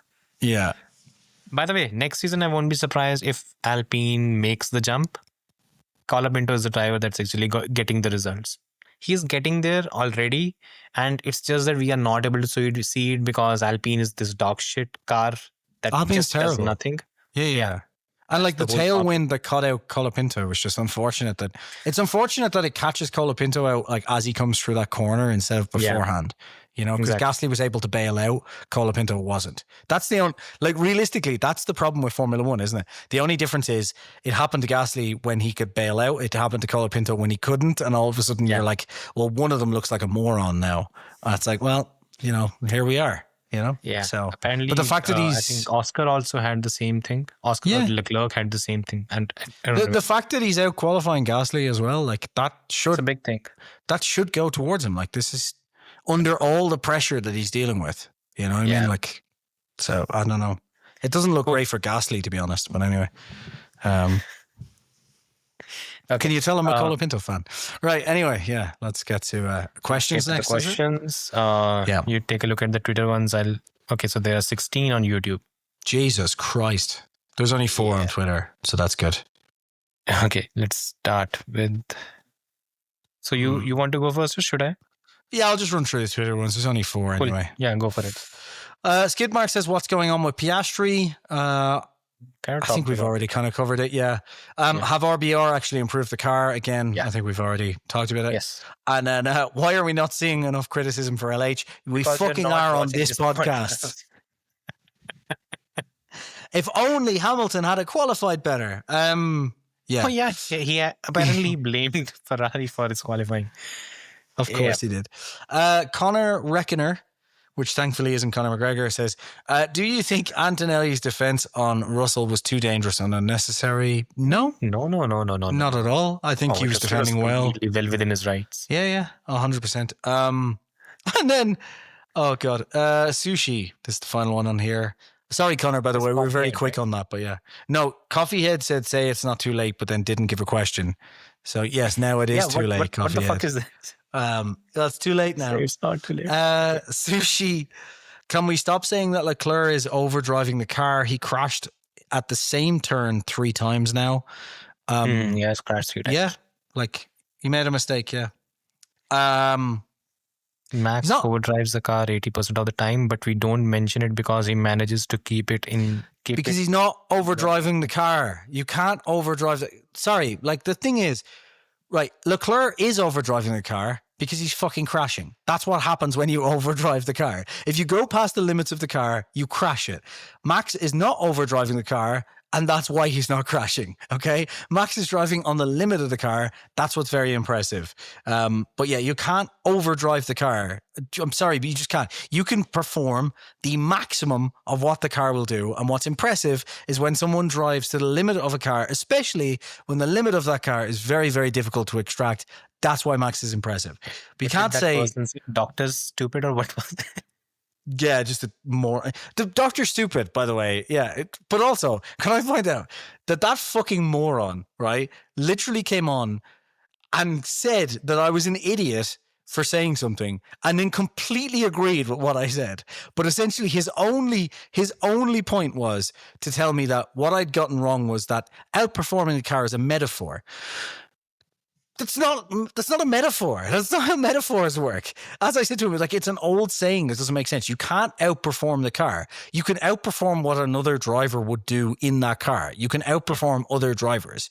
You can't outperform the car. Physics don't work that way. So Max isn't out driving the car 80% of the time.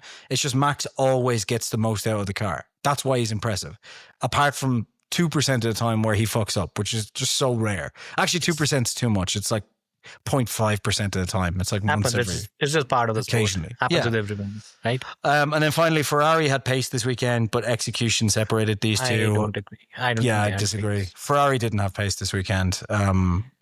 I would you have know- hoped I would have hoped they had the pace. And one of the reasons why Leclerc actually crashed, he was just pushing at every particular corner to get any amount of time he could. Yeah, They just didn't have it in them. yeah, The yeah. car wasn't there. But again, Yeah. he could have. There's also the other side of it where he could have qualified in the top 5 Mhm. and probably had a better result than whatever P8, P9 he got. But that doesn't mean they had the pace. I really don't think he had the pace to compete with any of the top This was drivers. the fact that they were even where they were was interesting as well. 'Cause look, at the end of the day, like Williams and Lawson were P2 and P3 on the grid. You know, like this was a weird weekend, and I think qualifying wasn't a good indication of where the pace was actually in the cars because it was just messy. It was like a survival mode, basically, Yeah. more than anything else. So, except for Max, he just had the fastest car. It's easy to get pole in a rocket ship. Moving on. So now the YouTube ones. I think we're done. I hate the audio listeners can't tell I'm smirking. Anyway, sorry. Yeah, the YouTube ones. Go ahead. Yeah. Okay. So first is Vince 1988. If it's true that Red Bull is really improved, Yuki might have a podium this season before Lewis. Yeah. What do you guys think? Yeah. I Yeah. think Vegas is possible, right? I Yeah, think yeah. in Vegas he can. Don't I think there's underestimate Ferrari's ability to fuck shit up. And Yeah. the thing is, Leclerc has learned how to.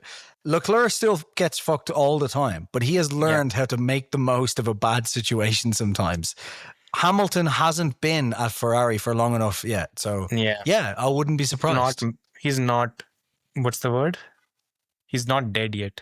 The problem part is of him is still- Lewis used to be at a serious team, and he's not anymore. That's the whole thing. He has to adapt to that, yeah. So TRANGNGUYEN. I'm sorry, Okay. I'm just spelling out your name. I don't want to butcher it. Trang. I guess. Yeah. I can't see it in front of me, so I am mispronouncing it on. Yeah. Yeah. Tommy said anyway, you were saying. Jesus Christ. Don't do that.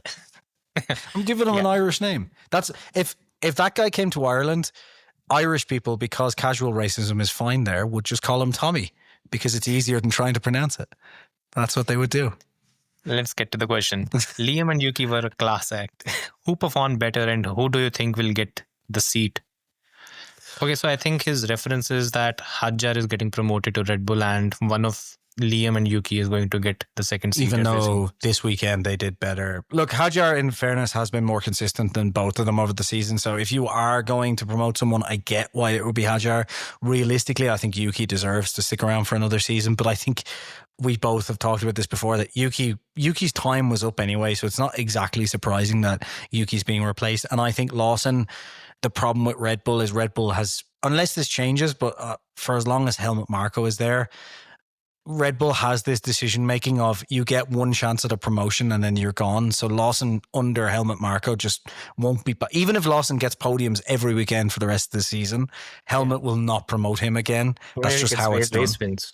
Yeah, Even like if it's that's the just race how wins. it is. Gasly. Yes, yeah, exactly. So I think it'll be Hadjar. They'll want to put someone new in there. Just it should be Yuki. I think given you're getting entirely new regulations next season, the pragmatic approach would be to keep Yuki, but that's not how Red Bull does things. So they just won't. They'll keep, it'll be Hadjar. Ideally what they should do is keep Yuki at Red Bull.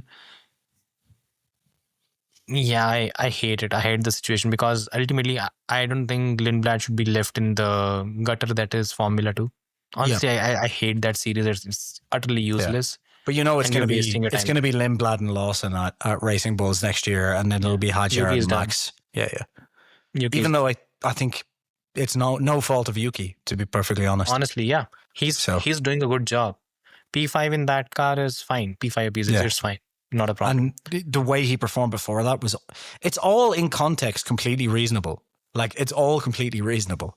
So, yeah. They should have So kept next Checo. part- Anyway, go on. Yeah, the next part is, does Ferrari have zero straight line speed compared to Red Bull and Racing Bulls? Charles can't seem to make a pass like in the last race. So there was this article out on one Italian website which said that Ferrari now does not have the strength it used to have out of traction in the slow speed section, in the fast speed sections, and at the top speed. And that's the crux of it. They don't have any. They've lost all the strengths that they had, because last season the car was a rocket ship on the straights, and in the slow speed sections it was brilliant. Apparently they don't have any of those strengths anymore. So it's a mediocre car. To be honest, it's a mediocre car right now. And when the temperatures are higher, they can just climb up to maybe being the second fastest. They're never going to win a race this season. They just don't have it. Yeah. And yeah, that's where they are. Look, Ferrari being shit is just not newsworthy. Let's just put it that way. And what's your opinion on Lewis not going back, not giving the position back? It was just P8, P9 though. I think Lewis didn't want to give the position back. That's my initial impression. Yeah. That's what it sounded like on the radio. Yeah, because again, you don't need to be told these things. But again, it's the kind... And anyways, it didn't really make any sense. P8, P9, who cares? Yeah. Okay, is Lewis finally... Yeah. Is Lewis finally matching Leclerc? He's so much closer as each race goes on. So he's... I mean, Tsunoda's very close to Max. One of these guys is being paid $100 million, though, to be the lead driver of the team. Yeah. So the problem is he will improve. He'll get faster. He'll be within 2 to 3 tenths of Charles, but that gap is not reducing it anytime soon. Well, 2 to 3 tenths in this season, though. Let's see what it is next year, because 2 to 3 tenths in these cars is a fucking mountain. That's the problem right now. So yeah, I want to see what it's like next year, realistically. But if next year, I don't know what happens next year. Look, we don't. I won't be surprised if there's a watershed moment for Charles where he just stops giving a fuck. Yeah. And just completely gives up on Ferrari.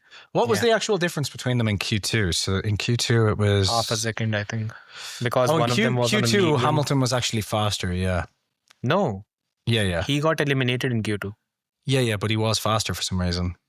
What? No, he wasn't. Sorry. Yep, me doing... My bad. It was 0.6 of a second slower. Yeah, sorry. But, there's also the tire differential as well. It doesn't matter. Lewis was out on older tires. Yeah. Leclerc was on fresh mediums. Mm-hmm. But again, the gap should not have been this big anyway. So I mean, it was, in fairness to Lewis, like there was only 4 tenths of a second difference in Q1. And there was only 6 tenths of a difference in Q2. So, I mean, if we compare, like, I don't know, Lawson to Verstappen, I mean, he's doing better. So, yeah, that 8th should come any fucking time now. Anyway, sorry, what's the next question? Williams VRFT. An interesting what if for you guys. What if after 1995, Michael never joined Ferrari and instead went to Williams or McLaren? What changes for him? How many titles does he win? Also, would Ferrari have never bounced back, ending up at almost 50-year title drought? If you didn't go to Ferrari, it's an interesting one to think of, because you'd have to think that you probably would have done a Senna and just bounced around the best teams. Because I don't think he builds a team the way he did at Ferrari. So I think he probably ends up at Williams until 99 maybe, 98, 99. He goes to McLaren because of the Mercedes. Because he was a Mercedes. Sure, yeah. So what happened in 96 was early 96, in mid 1995 starting of the 1995 when the contract negotiations began. At that point, the rumors were that Michael was going to McLaren. McLaren was willing to pay even more money to Michael than what Ferrari paid. Mm-hmm. The only problem was Ron being Ron. That was one of the problems. But the reason why the whole deal was supposed to come together was because of Michael's relations with Mercedes. Mm-hmm. So Michael raced for Mercedes before he joined Formula One in endurance. They paid for his run with Jordan, for example. Yeah. Did he? 150,000. Yeah. That was Mercedes paying the money. Yeah. Oh, okay. I remember money. Maybe someone double check me on that, but I'm 90% sure they paid 150,000 to Jordan. The money was paid by someone, but I'm not sure. I think it was Mercedes. I'm pretty sure it was Mercedes, but I could be wrong. Okay. That's my memory. So so he was going to Mercedes in that case in 1996, And I think Adrian Newey moved to Mercedes in 96. McLaren, Or you mean, 97. But yeah. Yeah, Adrian Newey moved to McLaren in 96. It was 97 because it was after the firing it was after the firing of Damon Hill, which took place in 96. So was it 97 he left, or was it 98 that he left? 97 is the last Adrian Newey car. Okay. So he left in 97. He left at the end of 96. He joined, so he left. Newey had been placed on gardening leave in 96, so he joined in 97, but he was unable to influence the 97 car for McLaren. So that makes sense. So yeah, he must have joined midway through or something of 97. But yeah, he left because they had fired Hill, basically. Yeah.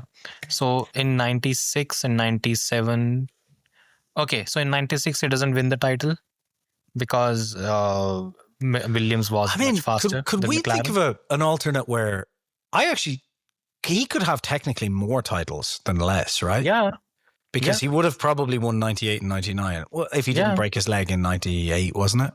I mean, or 99. He broke his leg because the brake lever failed, right? Yeah, so that probably wouldn't have happened. Yeah. So you're probably... And then like through the early 2000s, the McLaren was impressively He would have won 98, quick. 99, 2000, 2001. Mm-hmm. So that's 6 titles. But the other thing is he would 2003 not he would have, definitely, yeah. So that too, but we are taking one thing not into consideration, which is the fact that the impact that Michael has when it comes to building. That's what I was thinking, because like 2002, 2004, Ferrari should be dominant anyway, because it was a dominant car. But if Schumacher... My point is, if Schumacher doesn't go, then you don't have the Ross Brawn, Rory Byrne team, etc. around. Therefore, they're probably not dominant in 2002 and 2004. So McLaren probably wins those seasons as well, with Schumacher there, with Newey and the team around him. Yeah. So, yeah, I mean... He goes on a run from 1998 to 2004, if I'm not wrong. So he's a 9-time world champion, more than likely, instead of a 7-time. 98, 99... 2000, 2001, 2002, 2003, 2004. That's what 7 titles. Jesus, 9 titles. Yeah. Wow. I would not be surprised if that was the case. Yeah. More so, did, right? More so if he had decided to go to Williams for 2 seasons and then join McLaren. Which, given he's Schumacher, if he had called up Frank Williams and said, "I want a seat," would not be surprising. Exactly. He goes there for 2 seasons. Newey then leaves and Schumacher follows Newey. That could easily be the case as well. Give me the fastest car. What's the fastest car at the minute? It's a Williams, right? I'll take the Williams. Cool. It could easily have happened where he has 11 world championships, which is insane to think about. Just imagine. And literally, and it's a realistic world, by the way. And it's not crazy. Merit. Yeah, it's not crazy. But then you've got to think that the problem is with these, you go into all of these different, this would have had to happen and so on. But if Schumacher's at Williams, does Newey leave for McLaren? That's another question. You know what I mean? So then Williams and Newey, Michael Schumacher, they go on a reign, which is going to be impossible to... You could have a Williams who wins from 96, let's say 97, let's say, the whole way through to 2005 or something, even more. And maybe more so, yeah. Plus, it's kind of BMW German connection. It's always going to be there. Yeah, true. So, crazy. We might have had a Michael Ralph partnership. Yeah, insane. Yeah, there are a lot of these. Next up, Williams VRFT again. So for Lando, this is quite alarming, as I just don't see him winning the title this year. Meaning to me anyway, he has missed open goals for 2 world titles, and as we know, world title winning cars don't come around often. Just ask Fernando Alonso. Okay, so first thing is I disagree with 2024. I think if Max doesn't win this championship now, people can stop ragging on Lando for 2024, because I just don't think it was likely that he was going to win at any point. Max had such a big lead, and McLaren just weren't there. As much as Lando threw away 2024 in many ways, or threw away a lot of points in 2024, McLaren threw away a shit ton as well. So it's not just on Lando. This season is on Lando because he's had the fastest car from the start of the season, And the only person he's really had to beat, at least until this point, Max may come into it, but until this point, the only person he's had to beat has been his teammate in reality, and he hasn't done a good enough job there. That said as well, I mean, let's give Lando some slack here. Yes, Piastri has been better, but the reason the points deficit is so large is because of the DNF in Zandvoort, which isn't his fault.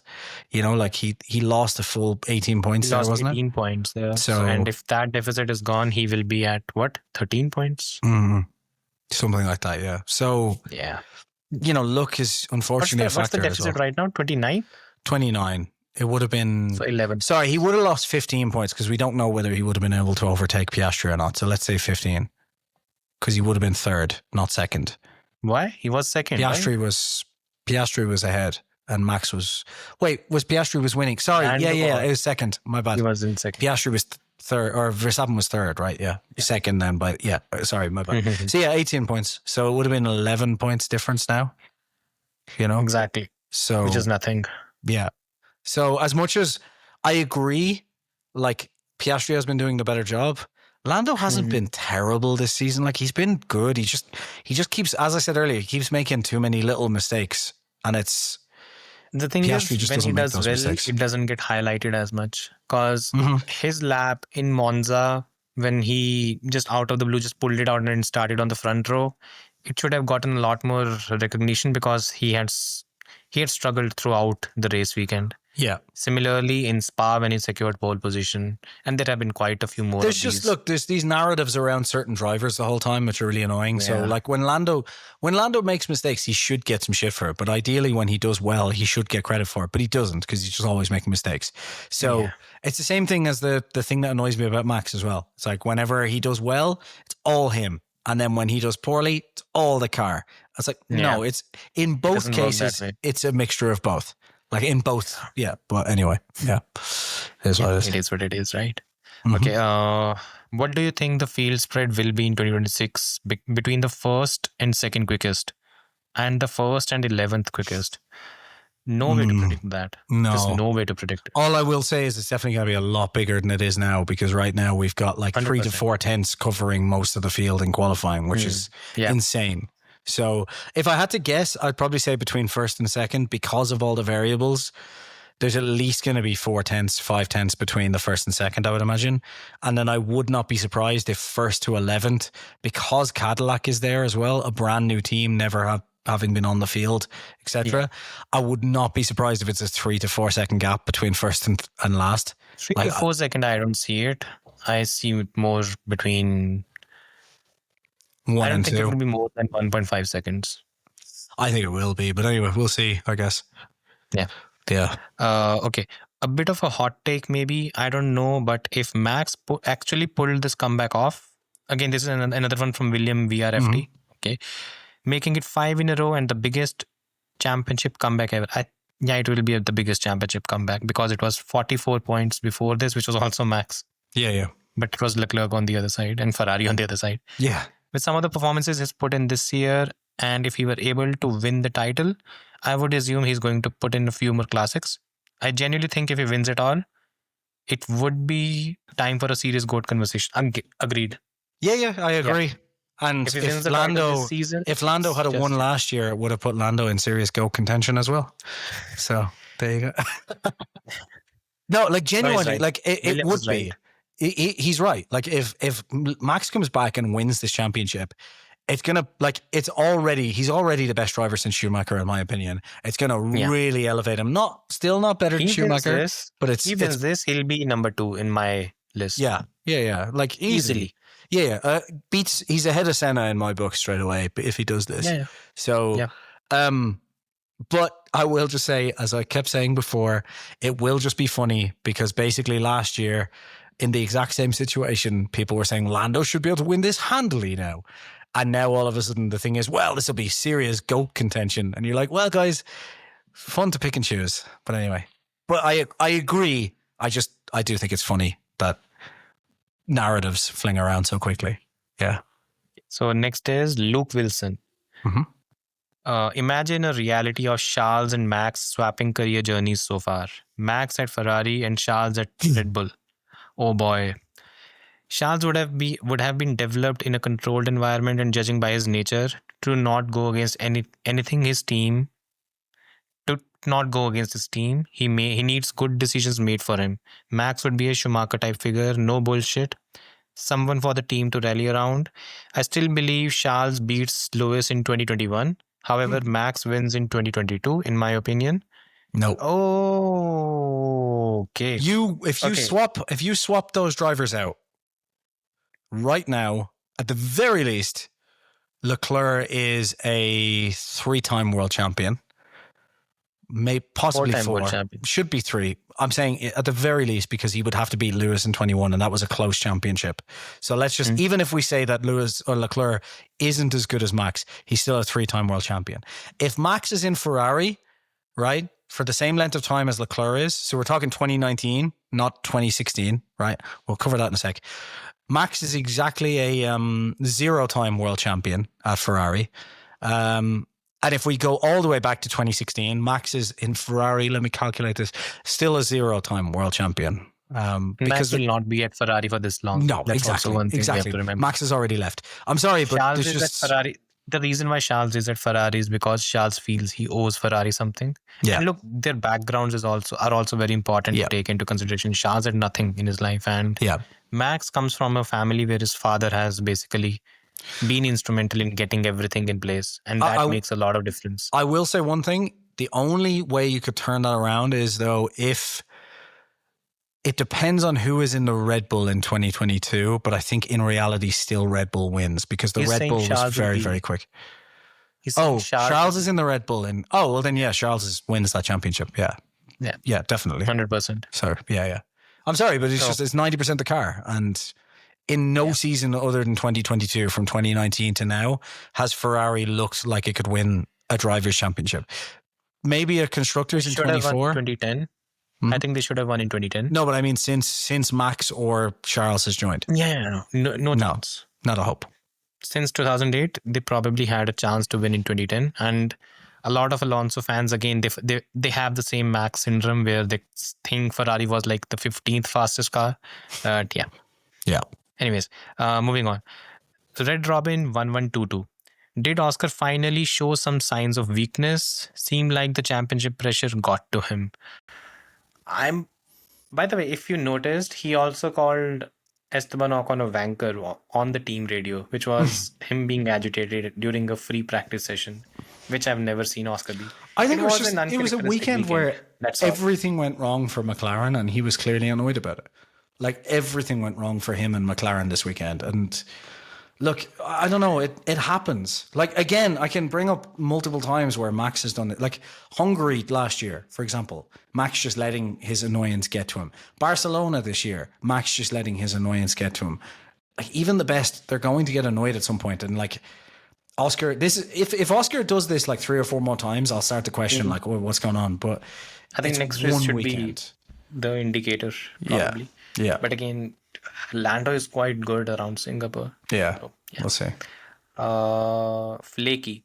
Should the people at Pirelli who make the decisions be guillotined or shot? I agree. I would just like to point out, given monetization is something we'd like to have at some point in future, we will not condone the killing of anybody. However, I will say they should all be shot.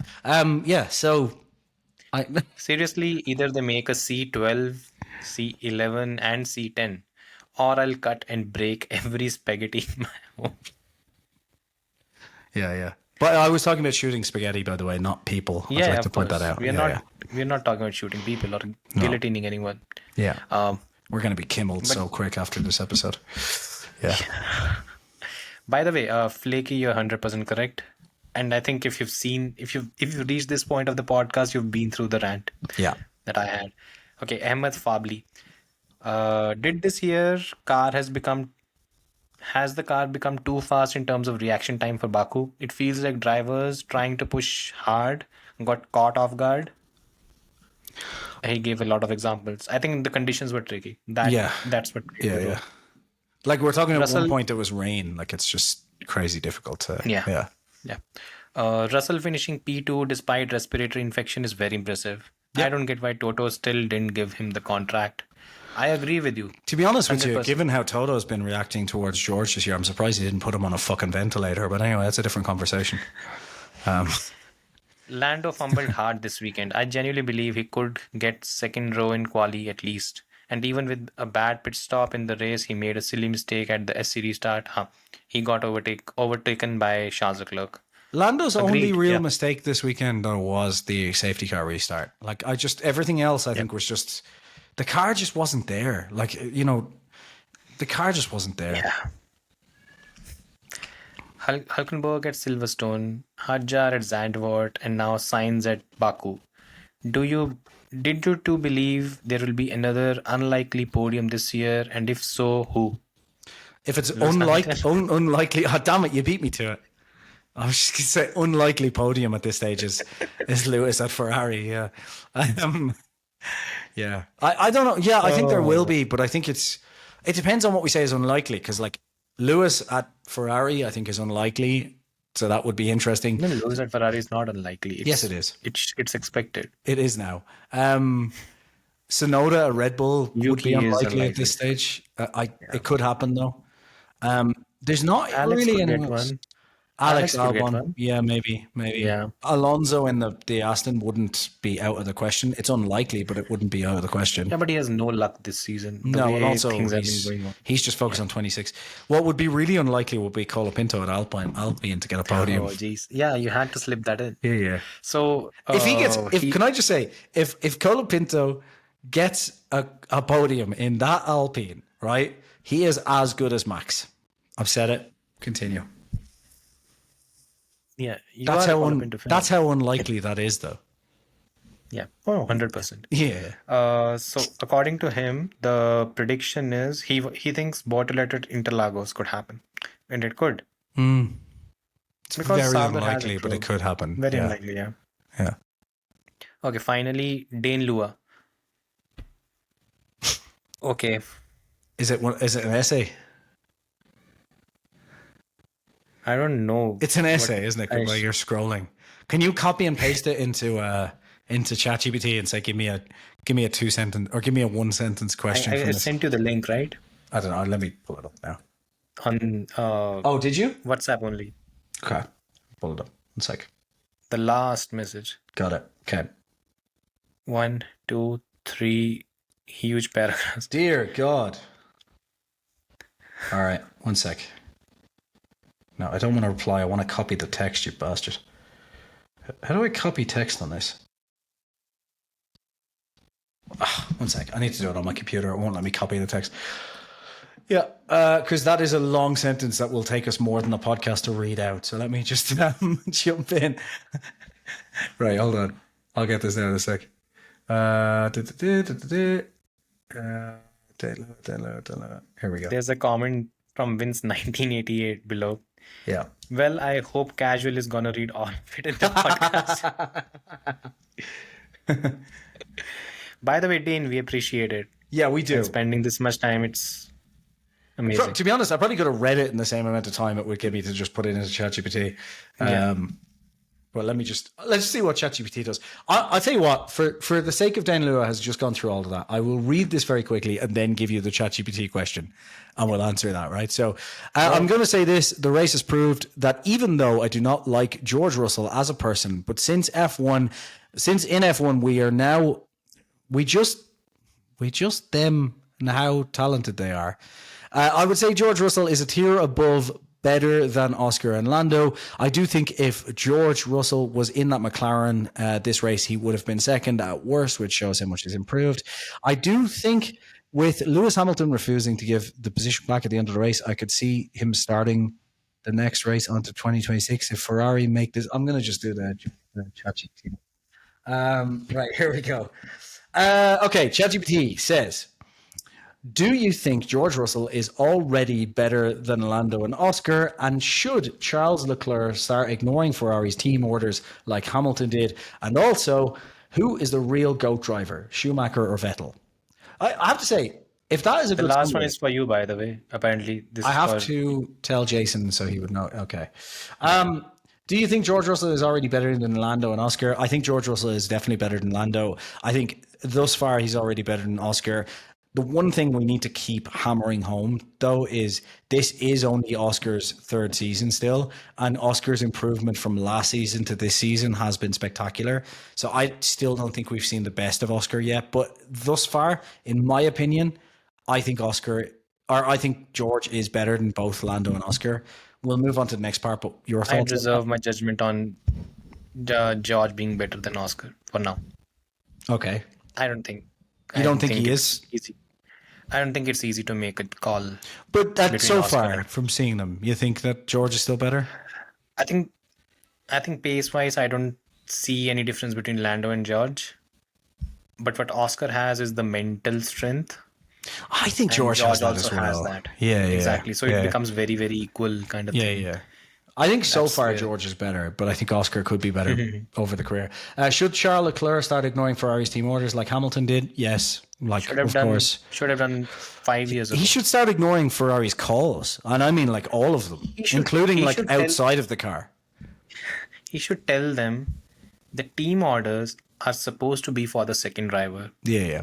And he's not the second driver. Yeah. He should tell Ferrari he needs to go do fuck Max Verstappen themselves. Brazil 22. He should tell Ferrari to go fuck themselves, and he should do that as he walks into Aston Martin's headquarters, basically. Oh, wow. If he did that, yeah. And who is the real GOAT driver, Schumacher or Vettel? It's Schumacher. Like, I'm sorry, but it's Schumacher. We love Vettel. I love Vettel. I do, but it's Schumacher. There's no question out of those two drivers. Exactly. And in fact, out of Schumacher and any driver so far, it's Schumacher. Without a doubt. Yeah.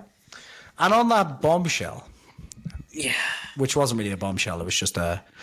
so, when we were talking... You should just by the way, put all the questions into ChatGPT going forward and just say, can you just turn these all into one-line questions for me? It's very useful. Yeah, exactly. Just the ending anecdote. So remember 2007, Kimi Raikkonen moved to Ferrari. So in 2006, Kimi was having another shitty year with McLaren, and he was questioned. So next season you'll be at Ferrari. What do you expect from McLaren to do? And what do you think his reply was? I can't remember. So this should be interesting. Be in my rear view mirror. Yeah, that's brilliant. Yeah, that is a typical Raikkonen thing to say. Frustrated. He was so frustrated by... Look, he should have won 2003, 2005, and they were basically McLaren being shambolic. Yeah. But, lovely. Yeah. And cool. On that, it's a long one, 2 hours. Yeah. Thanks, guys. Thanks for watching. Take care. Hit subscribe. Drop a comment. Bring your friends along. I forgot to hit record. I'm kidding. Oh, I'm kidding. Thanks, everybody. Good luck. Bye.